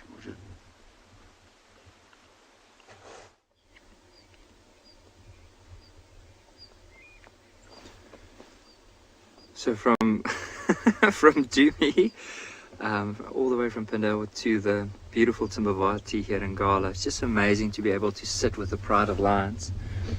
And so I'm just lowering my head out of the way because one of them just moved quite fairly close to us. So I had just to lean out of the way so we can get just a segment on her. But just notice with her, like, I mean, if you compare her against the youngsters, you'll notice that there's quite a few little spots on her back leg, especially the right back leg.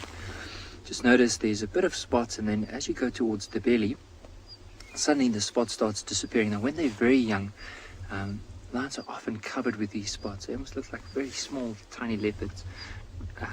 And as they start getting older, they start losing that. Now, some might lose it, others don't. But normally the females are a bit lighter in color. I've seen with the males sometimes, especially around their belly, on their back, they're a lot more of a gray, darkish color in comparison to the females. It looks like that our young female that was earlier lying down next to her mom, she's actually gotten up and she's making her way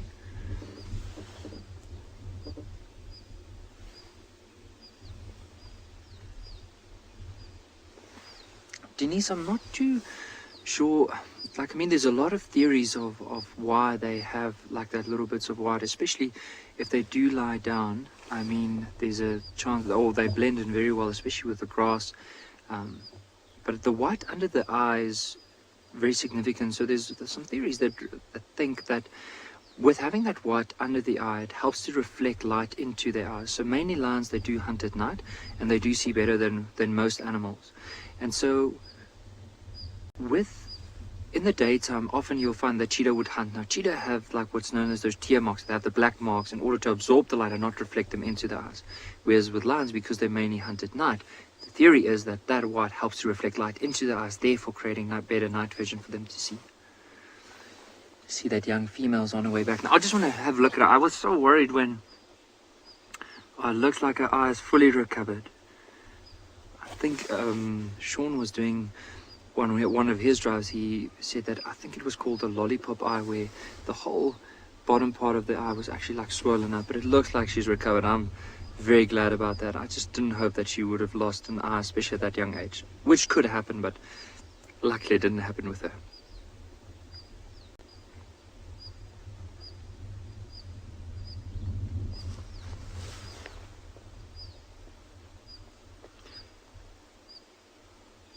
It's just so interesting. I mean, having a look at that subadult male, how close he's lying down next to that lioness, and still she's just tolerating him.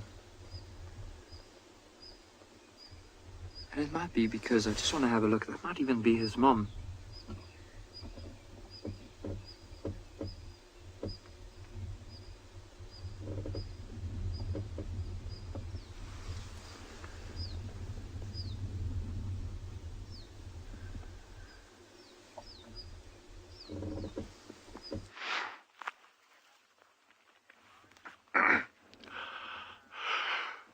Guys, I am laughing so much. This is incredible. We have snow in the Kalahari. You heard that correctly. We have snow in the Kalahari. So this is the third time in 15 years that I've seen it. Those mountains out in the distance there are getting a dusting of snow as we're standing here speaking. I'm hoping it actually moves right over to where we are here. This is absolutely fantastic. So I was saying how this temperature's been dropping and dropping and dropping. That's why I'm also like slurring a little bit. It's not deliberate, I promise. But yeah, there's some snow there. This is absolutely incredible. This is incredible. This couldn't be a better morning. This is just getting better by the second now. Unfortunately, the snow that we get here, it's normally just an incredibly light dusting.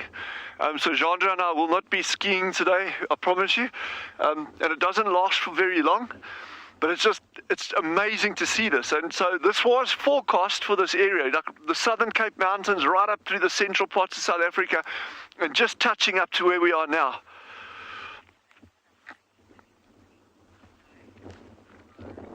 Tomorrow's asked if we prepared for the snow in the Kalahari. Yeah, this kind of snow, fine. It's it's not going to last for very long. It normally just gives a very, very light coating, and it lasts a couple of hours, and then it's gone again.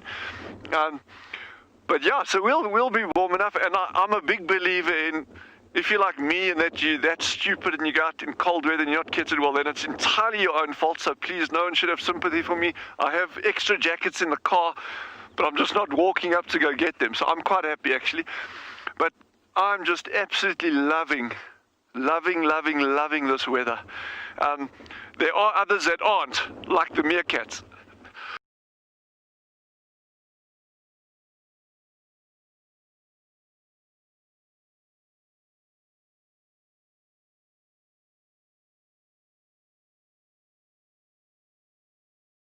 That we snow like this out here, so this is just incredible.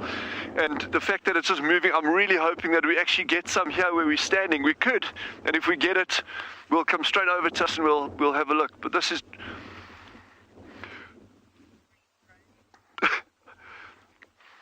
this is incredible seeing it out here, and it is just so rare to see this. And I'm hoping that it actually moves right across to where Jandre and I are here. And just out of interest, if our screen ever freezes at any time, you'll know why. It's just but there are others here that are not that enchanted with this cold weather, and those are the meerkats. They are still in bed now.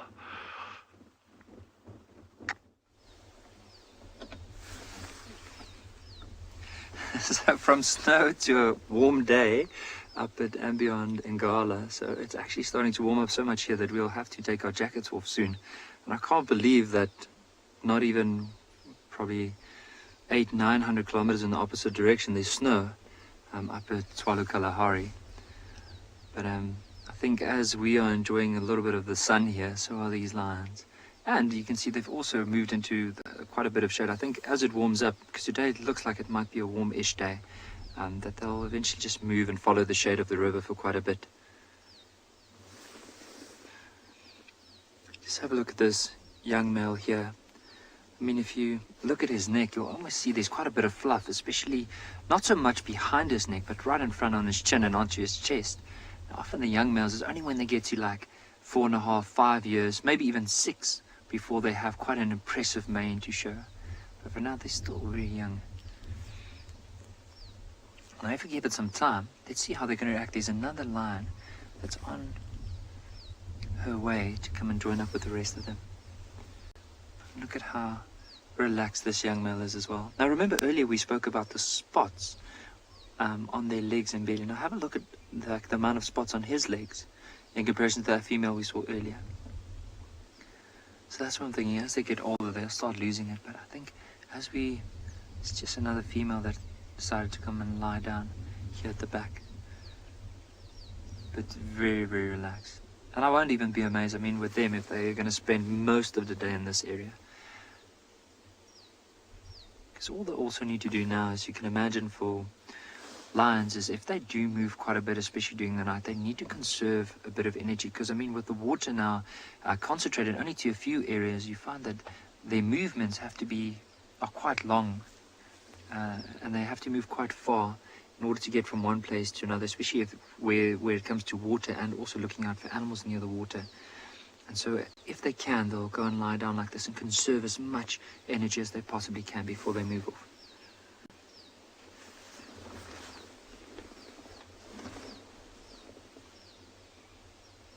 But even notice with this youngster here, those long eyelashes. Beautiful, like look at the colors of the eye. You'll notice that white underneath the eye, a little bit of patch of white above, and then that dark streak that runs from the eye down to in the direction of the nose. And then of course that prominent white chin. Now right next to that one is that young white male lying down in the sun. But if we can have a closer look at him, just notice his, like the color of his nose and around his mouth. Now remember early on we spoke about albinism and leucistic. So albinism, if you look at his nose, the inside of his nose and the outline of his mouth would probably have been a lot pinker in color, like it would lack a lot more pigmentation than this, where here you'll actually notice there is a bit of dark inside the nose, like from the base of the nose going down and like around the edge of the mouth. And normally with the younger lions, they do have these pinkish noses, but as they start getting older, they'll turn dark in colors. Not always the case, but it is a reference that we can use. But just notice, in comparison to the lioness right next to it, the difference in the color.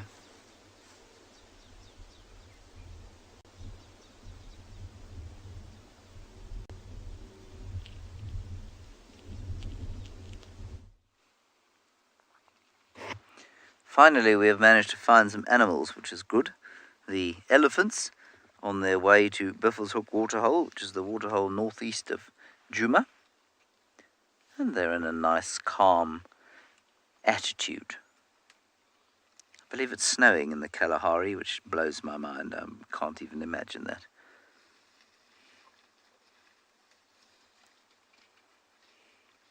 These elephants will never have seen snow. They will never see snow.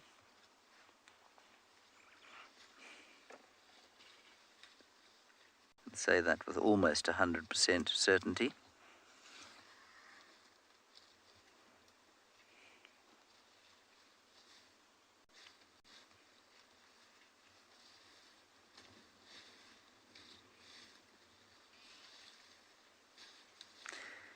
Gabby, you find albinism in all species, but mostly it's partial. So it doesn't occur completely. And in elephants, you do find this partial albinism. You'll just find patches of totally pigment-free skin. An albino elephant, though, would die almost straight away because it just couldn't cope with the sun. I think it would weaken and die very, very soon after birth. So I've never heard of a fully albino African elephant in the wild.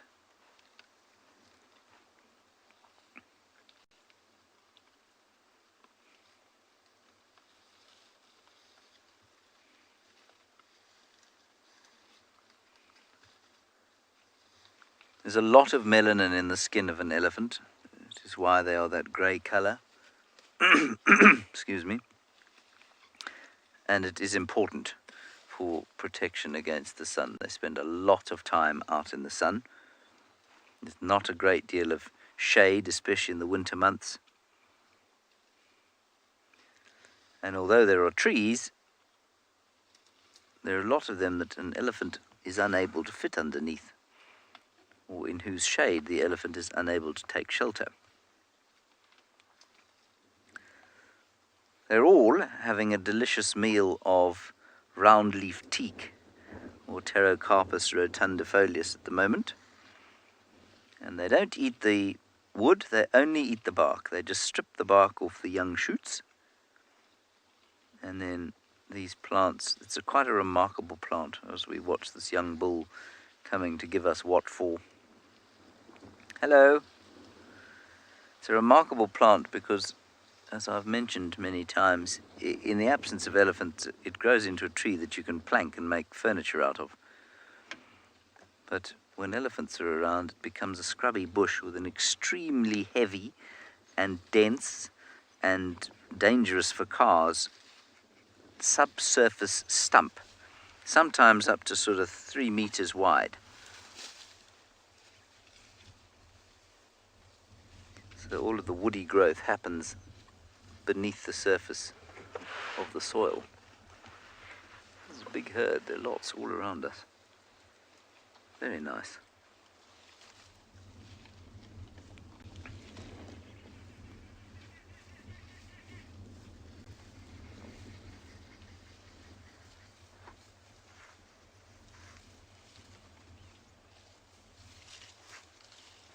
Riva, yes, you would expect albinism to survive in a population, and individuals with albinism to survive the higher the latitude you go. So it doesn't necessarily have to be in the northern hemisphere, but it would have to be at very high latitudes, so closer to the poles, or anywhere where there is just not that much sun. I still don't think it's particularly healthy to have absolutely no melanin in the skin. Now, human beings are quite a nice example of this. Albinism is distinct from leucism. Now, white human beings are basically leucistic human beings, Caucasian human beings. We've lost the melanin, and that was, we think, largely as a result of mainly natural selection. As human beings moved out of Africa up into the north, you needed vitamin D, which comes from, or you need more vitamin D because there's much less sun up in northern Europe, especially in the wintertime, and melanin protects you from the sun but also reduces the amount of vitamin D that can be produced, which is absolutely fine if you're being protected by it in Africa or the warm parts of Africa, but hopeless if you're up in the northern climes of northern Europe. And so human beings lost their melanin. Now, I'm not entirely sure, at least Caucasian human beings lost a lot of their melanin. But Caucasian human beings still have some melanin. They're leucistic. They don't have no pigmentation at all. So true albinism is very unusual. You do get albino Caucasian people, and you obviously get albino African people. And in both cases, it's very rare. There's much more normally a variation in the amount of melanin that there is in the skin.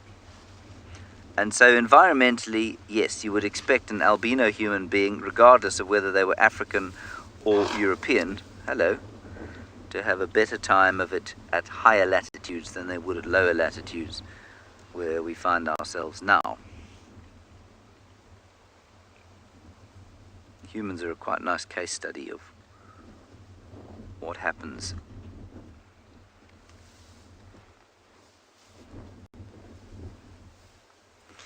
No, Peter, elephants don't get skin cancer. Elephants actually hardly get cancers at all. And there's a very complicated reason for that, but basically their bodies fight off cancers much more effectively than many other bodies. And in fact, I think it's got something to do with size. Large animals tend to fight off. The heavier the animal, the greater the chances that it'll be able to fight off cancers. And I've read the article, but I've since forgotten exactly what the mechanism of that is. But the other thing to remember is that this animal is unlikely to get skin cancer because it's living in an environment in which it was designed to live. So it has enough melanin to cope with the sun that it exposes its body to every day. It also doesn't expose itself to any other of the toxins that human beings would expose themselves to. So a human being that is prone to or unlucky enough to get a skin cancer has probably spent too much time in the sun without being melanistic. So a Caucasian in a high latitude or low latitude area without sufficient sun protection. A human being also who has filled its body with things that it wasn't necessarily designed to process. So the foods we eat, the pollutants we inhale, the stress that we live in. All of these things combine to allow cancers to form.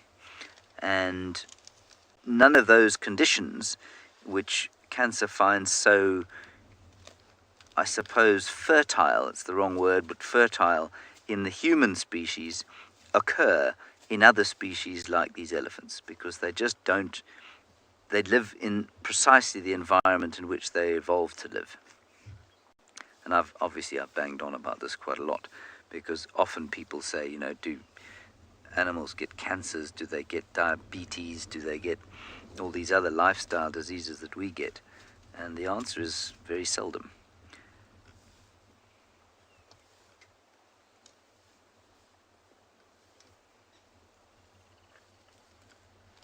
So she just gave us a little warning there.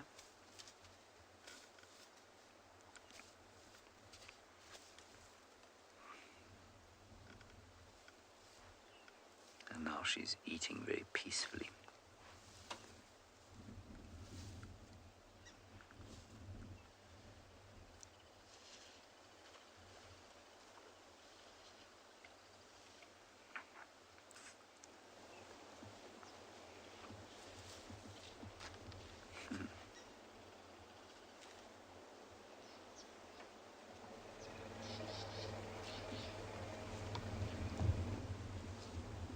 Calling, look at it blowing, dust. The reason she's doing this is she's just watching us carefully, probably just enjoying the feel of the sand on her very sensitive trunk tip. Isn't that cool?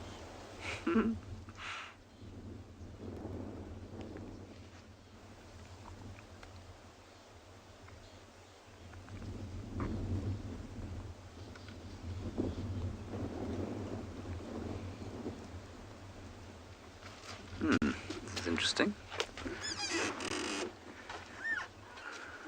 Can I be of some assistance, my dear? I don't think there's any need to be uppity with us. I don't think we're being offensive in the least. We're speaking quietly. I can now smell her quite strongly.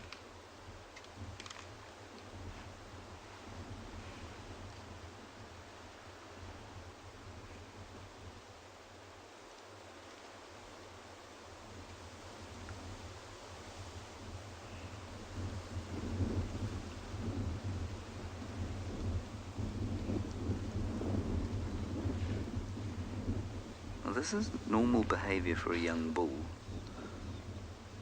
Not common with, not common with a cow. She's not an old cow though. She's quite, she's probably about 25.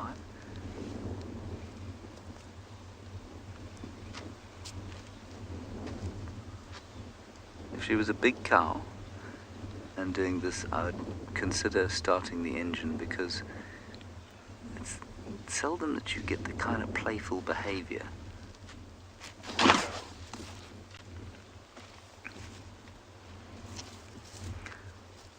No, I don't think so, Meggie Moo. I think this female has had her first estrus and definitely had her first or maybe even second calves.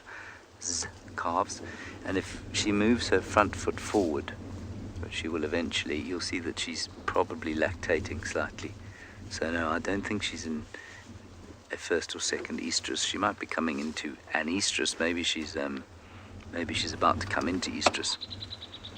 Naturally, she's now hidden her mammary gland behind that bush, but she's definitely had calves before. But that's a good thought, that she's coming into estrus. She might just be experiencing a slightly heightened, I don't know, sense of potential irritation, like the bulls do when they're in must.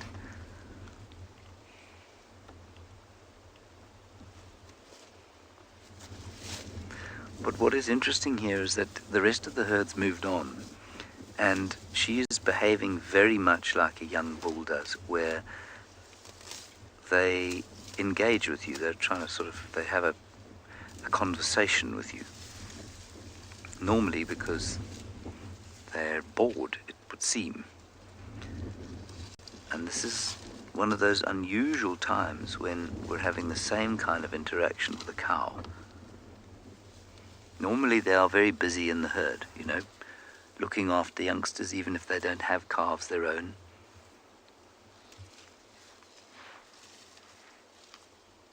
Well, she seems to be approaching us, and when a cow does approach you, normally it's in a defensive way, but there are no other elephants close to us, so she can't be really defending anyone from us.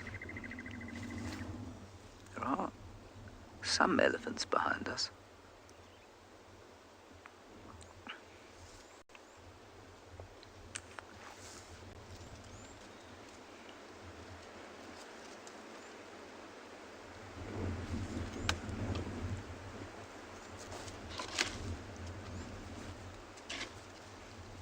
I think elephants hesitate sometimes when stepping for a number of reasons. One, they don't want to trip over anything. Two, they might spike their feet. And three, I think the one that you are thinking about is that thing that they do when they kind of stop and then lift a foot, swing it from side to side. And they do that when they are feeling slightly uncomfortable or undecided about what to do. It's a little bit like you fidgeting with your hands or not really knowing whether to go left or right somewhere, and you'll kind of stand on one foot briefly and then move on. And it's just that sort of thing. Many of the elephant behaviors I find can be likened to some of the human ones. We'll head off now to the waterhole and see if the elephants arrive there.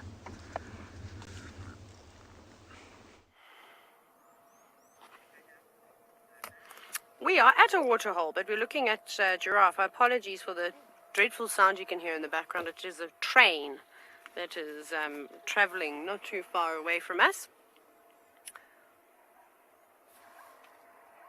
Now there's zebra alarming, but they might be shouting at the train. There's so much drama going on in the bush today. I cannot tell you what a run-around, race-around day it has been chasing after a male leopard. We've had his tracks, we've had monkeys alarming, we have had guinea fowl alarming, and we got to this rocky ridge where unfortunately we had no signal, and I'm 900% certain that this male leopard is in there because his tracks also go straight in that direction. But there was a herd of elephants moving through there too, so I thought, no signal, elephants, we'll come and look at some giraffe instead. So you can see the giraffe are looking in the direction of where the zebra started alarming. I don't think you would have heard the zebra, but they sort of gave their classic, I don't know, Gert, you can do the zebra bleating noise very well. Please, can you demonstrate it? And I think I've spoken to you about this before. There's no person in the history in the world that can do a zebra call properly except Gert. He's proven me wrong. Anyways, we know giraffe are fairly silent and they don't make too much noise, so we won't be hearing them say anything. But this is the same herd of giraffe that we saw yesterday. They haven't moved too far away, and I saw their tracks. They basically just did a big loop around Leopard Dam and are now feeding on the northern side. And when we found them yesterday, they were on the southern side. So there's about 5 or 6 of them just all scattered out in this area.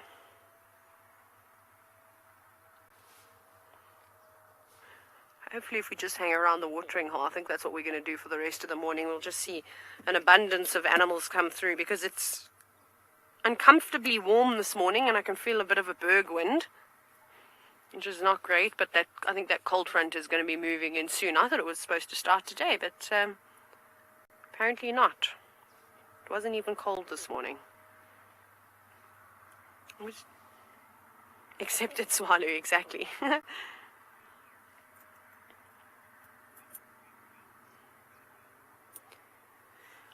Ashton, I would say yes, that a giraffe's length of its neck is about the same length of its legs. Because if you look at its body, it kind of looks like it's half and half. I wouldn't say the length of their neck is only a third of their body. I think it's almost equal proportions. But actually, I'm not sure of the measurements of the neck versus the legs.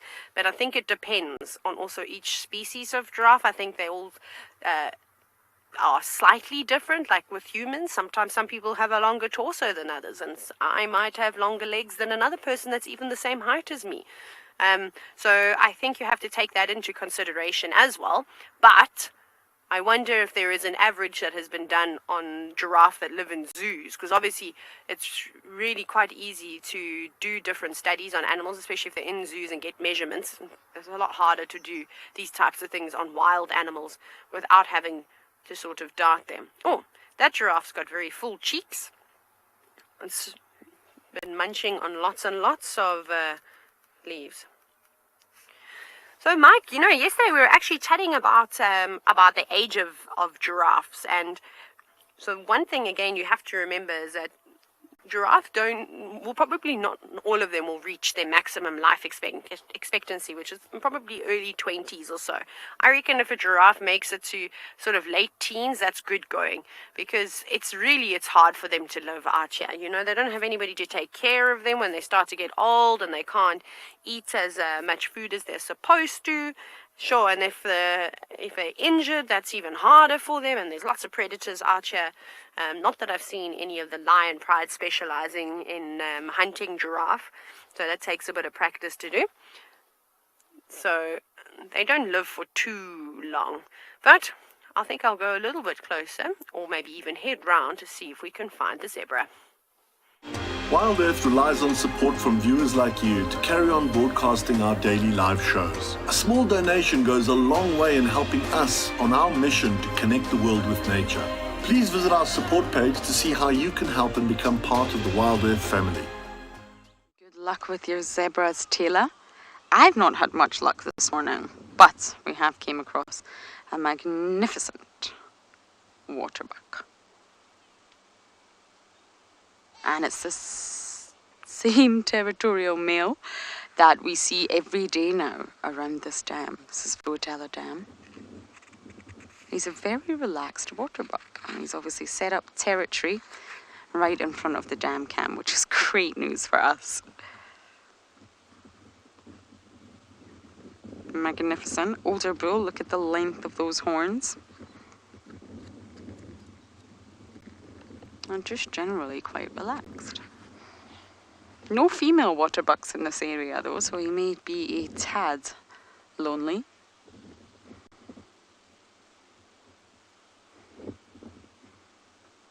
But male waterbucks are territorial, near water bodies, and they generally are solitary.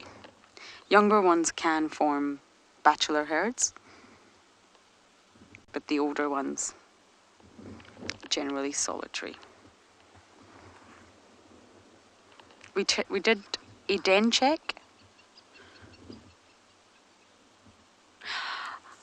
It is zebra. Sorry, it's been baffling me what has been moving through the thicket here. And we have our zebra. I know TAYLA's looking for hers. I've been looking and looking, thinking, what is that? But I'm not entirely sure we're going to be able to get them. Can you see them, Davi? Yeah, there you go. It's been catching my eye this entire time. And it's the zebra that we've been lucky enough to see around here recently. The wind is very strong, and I think that's affecting a lot of the animals' movements. It's not the best views of them. So I'm going to go forward, see if we can get a better view of our wonderful waterbucky. The elephants were not too comfortable at Treehouse Den, and I do wonder if it's also because of the wind. Okay, one last beautiful view of this Mr. Waterbuck before we eventually head on back to the hyena den.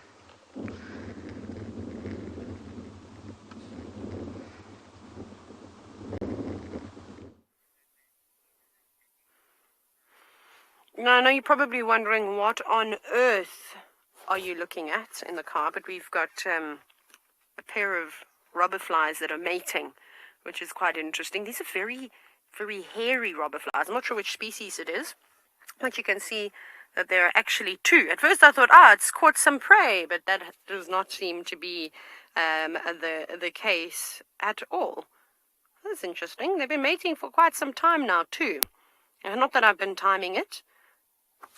And I actually don't know much about robber fly mating. I'm going to have to really read up about that, because I wouldn't be able to tell you how often do they mate. Do they mate with more than one? Goodness, these are some unanswered questions that one day I will get back to you about.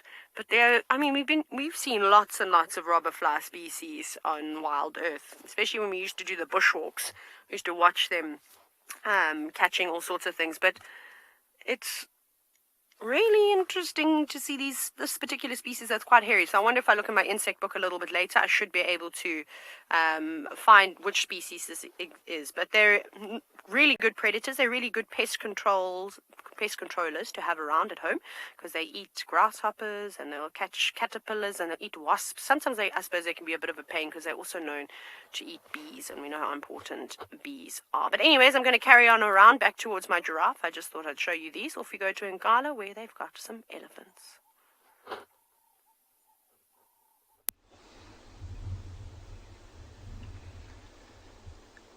There are 2 elephant bulls right here in the riverbed. It's not too far from the lines. I think it's not even half a kilometer away. And it looks like 2 young bulls, and you can see that one with its front feet a little bit lower down in comparison to the hind feet. It's actually in a nice spot where it probably dug for some water earlier on. The one at the back was also drinking, but I can see it probably had enough and now starting to move on. I wonder how long this one is going to drink before it eventually decides also to move on. There we go. I think he might be just finishing up. Often with elephant bulls, especially these ones, just comparing. So there were 3 originally, now there's only 2. Now, all of them looked around about the same age. And I think, as we mentioned with the impala we saw this morning, that was a bachelor herd. So these are also probably just a small group of elephant bulls together. And what will happen is often they stay together, and the older elephants tend to get, especially the males, the more solitary they become. So the more you'll find them all by themselves, especially when they do go in that period known as must. But for now, still very young. It looks like the one just off to the left now has found a nice little patch of loose sand, and look at how it's just flicking it onto itself to cool down. Now, even though there is a bit of a breeze blowing, it is warming up quite a bit. And I can imagine later on from here on, probably just heading into a bit of shade. See, just relieving himself before he carries on. Just look at how he's scooping some sand and just blowing it around his face and then onto his back.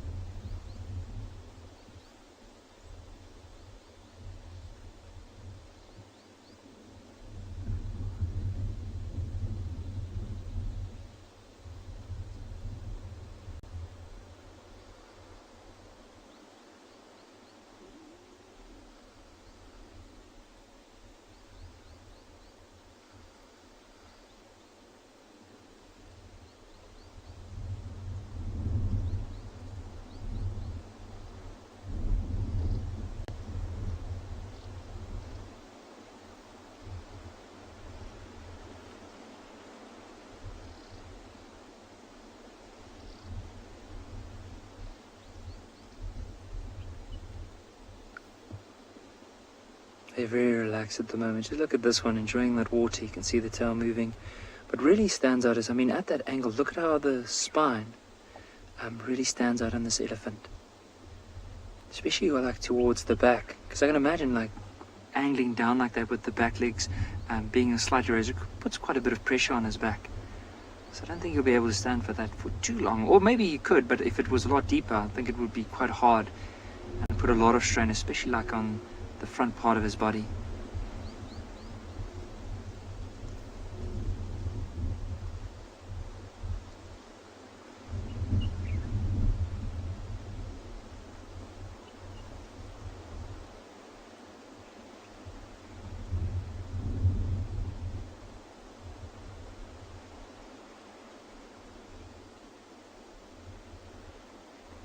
Well, I would say they would be able to do that. I mean, if you look at an elephant's eyes from close up, it always looks like it's facing down. And very often, like if elephants do spot something that's a little bit higher up than the level of their head, they tend to need to look up quite a bit in order to see it. So I think they'll be able to see what they would be feeding on. And also, I think a major thing for them would be touch. So you can just see sometimes with an elephant, often if they do feed, they carefully maneuver their trunk around to feel some of the branches, maybe even feel the grass, but they will be able to see it, I'm sure. But I think it's a combination of both. Sometimes they'll be able to see it, but I think if it's quite close to like the front of their feet, they might just be using their trunk just to touch, grab it, and then of course just use their feet to hit it out of the ground and then put it into their mouth.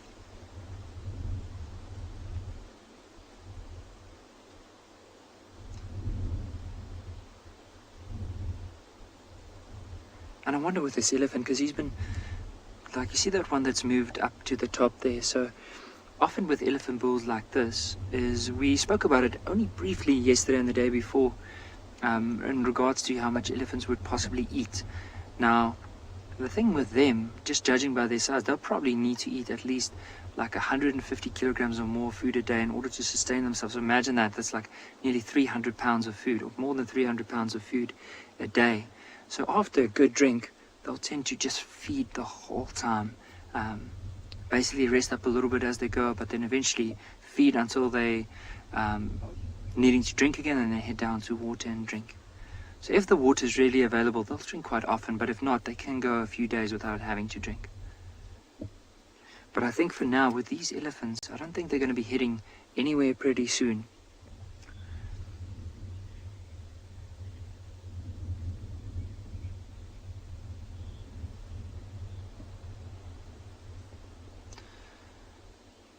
Mr. and Mrs. McDonald, I think with especially with elephants in particular, like if you look at their whole design, how everything is just attached, and also the skin looks like it's several sizes too big for it.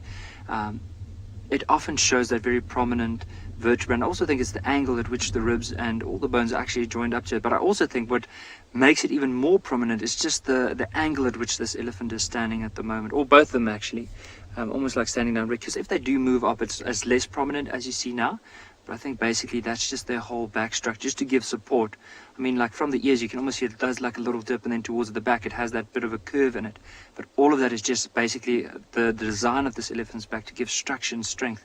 Especially, you can imagine all that weight between the legs in order to support all of that.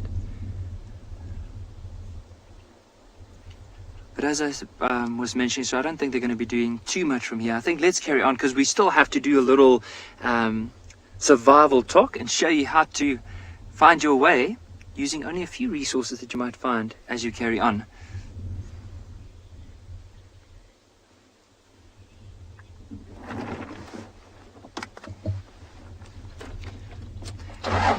So Justin, with the elephant bulls in general, so the herd of elephants, normally it's only the matriarch and a lot of females and their young calves. So sometimes the males that are with those calves, with the females, when they get to around about the age of 16, they get pushed out of the herd. And the reason for that is because with the whole structure, it's just mainly females, and then of course the matriarch that leads the rest of the herd. And I wonder, this is just a question putting it out there, and I wonder, because with elephant bulls, especially when they get to around about 25 years all the way up to 35 years of age, you often find that their testosterone level will start increasing quite a bit, and then often that could cause quite a lot of disturbance within the herd. So sometimes these bulls, when they're out there, you have some of the older bulls that actually keep them at bay, and then only once the bulls start getting a lot bigger, then they'll start challenging one another for the females, and then move into the herd, mate with whatever female might be ready to mate with, and then move out again. But I do think, especially with that whole transition, it might be because, I think it might just be because often with those elephant bulls, they do create quite a lot of stress within the herd itself. So that's why they tend to be probably pushed out to the side.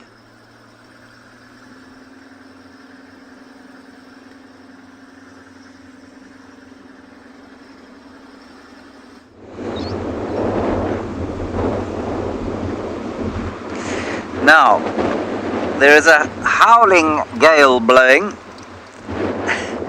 Really, it feels like I'm at the seaside. While you look at those water monitor lizards, I have read up on that article, courtesy of Judy H. naturally, and Nature, the magazine Nature. Few things to note about elephants and cancer quickly. The first is that I got it wrong. It's expected that the bigger an animal is, the more chances it would have of getting cancer, because of the fact that there is more cell division. And because there's more cell division, you'd expect there to be a greater number of genetic mutations which could possibly cause the cancer. And the fact that that isn't the case is called Peto's paradox, after Richard Peto. Anyway, one of the reasons that Peto's paradox has been explained is the existence of copies of a gene called TP53. Now, we as human beings have a copy of this gene, TP53, but elephants have 20 copies of it. And they reckon that that is one of the major reasons that they are protected from cancer more effectively than human beings are. So, thank you, Judy H, for that, and a lovely article you can find. I'll retweet it if you want it. You can find it on Twitter there. Now, on to the magnificent water monitor lizards that have taken up residence on this once proud and now fallen tree. There are two sitting there. I can see another one, which Niels won't be able to see. And so there's quite a population of these water monitor lizards starting to live here. And they wouldn't be living here if it wasn't for the fact that this poor tree had fallen over. So although I was very sad when it fell over, I'm not too dreadfully sad anymore, because, as is always the case, when a tree falls over, it becomes a haven for other life. It changes from one little ecosystem to another little ecosystem.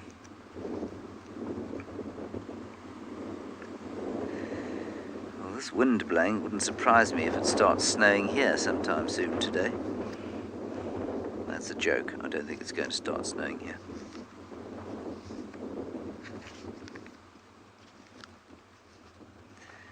And this is the largest African lizard, in case you were wondering.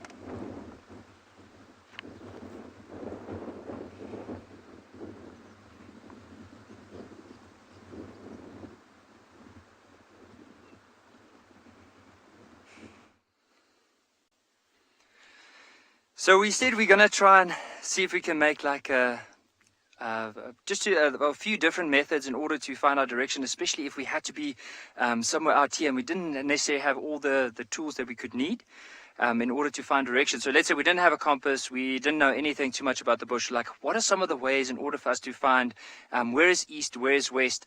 Now, just basically in the southern hemisphere, the sun would always be on our northern side, but the sun comes up in the east, it goes down into the west, and north will be right in front of us. But now, what methods can we use in order to find that? And I'm only going to share two methods with you. There's a lot more, and hopefully we can share some as we go on the drives. So basically, all I got here is a little reed. So this is called the stick shadow technique. So this is one of the techniques we can use. So basically, I've taken this reed, and I'm going to plant it in the sand like this. Now, the sun is basically going to hit this reed and then cast a shadow all the way down to a certain point. So you can see the end of the shadow is right here. Now what I'm going to do, I actually got two markers. I actually picked up some giraffe dung just to use it as a marker. So I'll put the one there. And now in 15 minutes time, so because the sun goes from the east to the west, so the east is on my right, the west is on this side here. This shadow will eventually go all the way around like this, in this direction. When the sun came up this morning, it would have been probably around here, but then go all the way down, basically in this direction right here. It almost forms like a half circle that it would move in. Now, in 15 minutes time, or maybe half an hour like from now, this shadow here will probably be in line with this dung right over there. Now, as towards the end, we can have a look, but the shadow should be off that dung, but it will eventually move from there. So once you then, after 30 minutes, you've put it on and you tested it, it should be a straight east to west line that you have. So that's one method. It's called the stick and shadow technique. The other method we can use is using our watch. Now, I know because of the distance and that, it'll be hard just to show you on the watch how it all works, but I've actually drew a watch, and I'm just going to draw in the time into this watch as it is right now at the moment. So the time here is, so let me know, I'm going to just ask if you can see this watch that I just drew right over here. Now, as I said, it might be hard to see, but I'm going to try and use my pen to explain. So 9 o'clock is here, and the time now is around about 25, it's 35 to I nearly got confused here, to 10, but it's almost 9:30. So if you look at this is the minute hand here, and this is the hour hand right over here. So in order to find north in the southern hemisphere, you must put the 12 on the sun where it is now. So let's say this is the sun right over here. I put the 12 on the sun. Between the sun, between the hour here and the 12 here, that is exactly north. So if I had to draw a line here, that would be north right over here. So if I test that, so I'm going to test that now, because north, based on this shadow technique, that's east, this is west, that's north, and this is south behind me. But if I had to change my book now, so basically put it towards the sun is directly there. Between the sun and my hour hand, which would be almost 9:30, is exactly north. So it's telling me it's right there. South is behind me, east is here, and west is down this direction.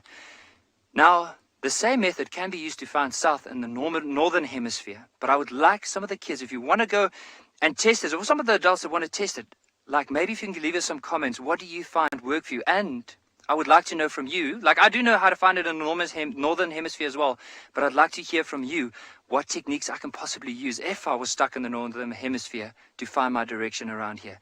Other ways, there's quite a few things we can use. Moss on trees, direction of trees.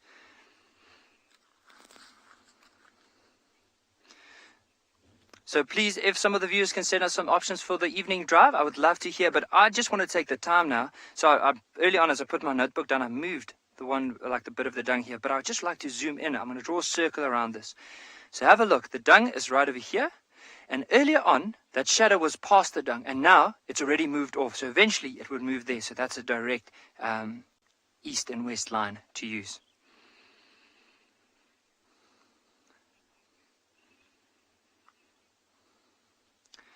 But those are just some of the methods. But hopefully, I'd love to hear from some of you what other methods we can possibly use.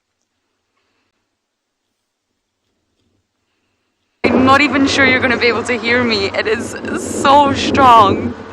Davy and I have been battling against the winds here, but we are heading to some impala. Went to the den for the third time and nobody's there, not a soul. Didn't see a cub, did not see an adult. So slightly disappointing. As you know, I love to spend time with my hyenas. Oh, I'm sure the impala are nervous. Davy, look, they're up on the termite mat. Let's see if we can get a view for you.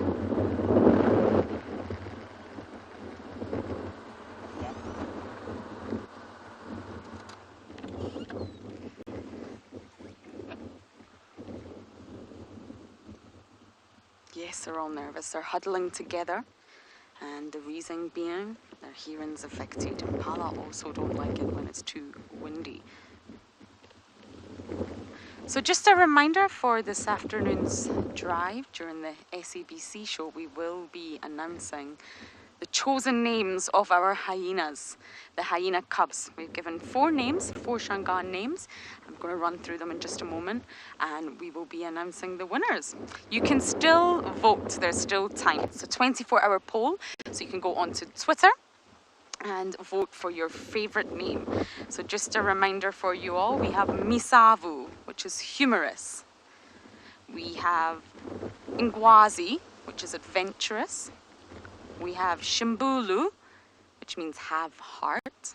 It's all about love, that one. And then we have Shitwisi, which means very active. So that's the 4 names in the poll. And in case any of you missed it yesterday, they were chosen by the rangers and the trackers of Djuma Lodge. They were the ones that decided those 4 names. So please, please do vote. I am also going to vote. I'm going to go onto Twitter and make sure I make my vote count too. And hopefully for this afternoon, the wind might settle down a little bit. It's not easy.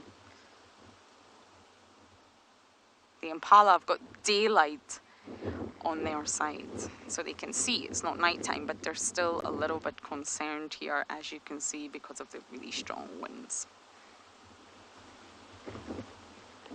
So on that note, everyone, Southeast Safari for today has came to an end. So I just want to say thank you everyone for jumping on board. It's always a pleasure to have you, but please do join us this afternoon. Until then, have a great day.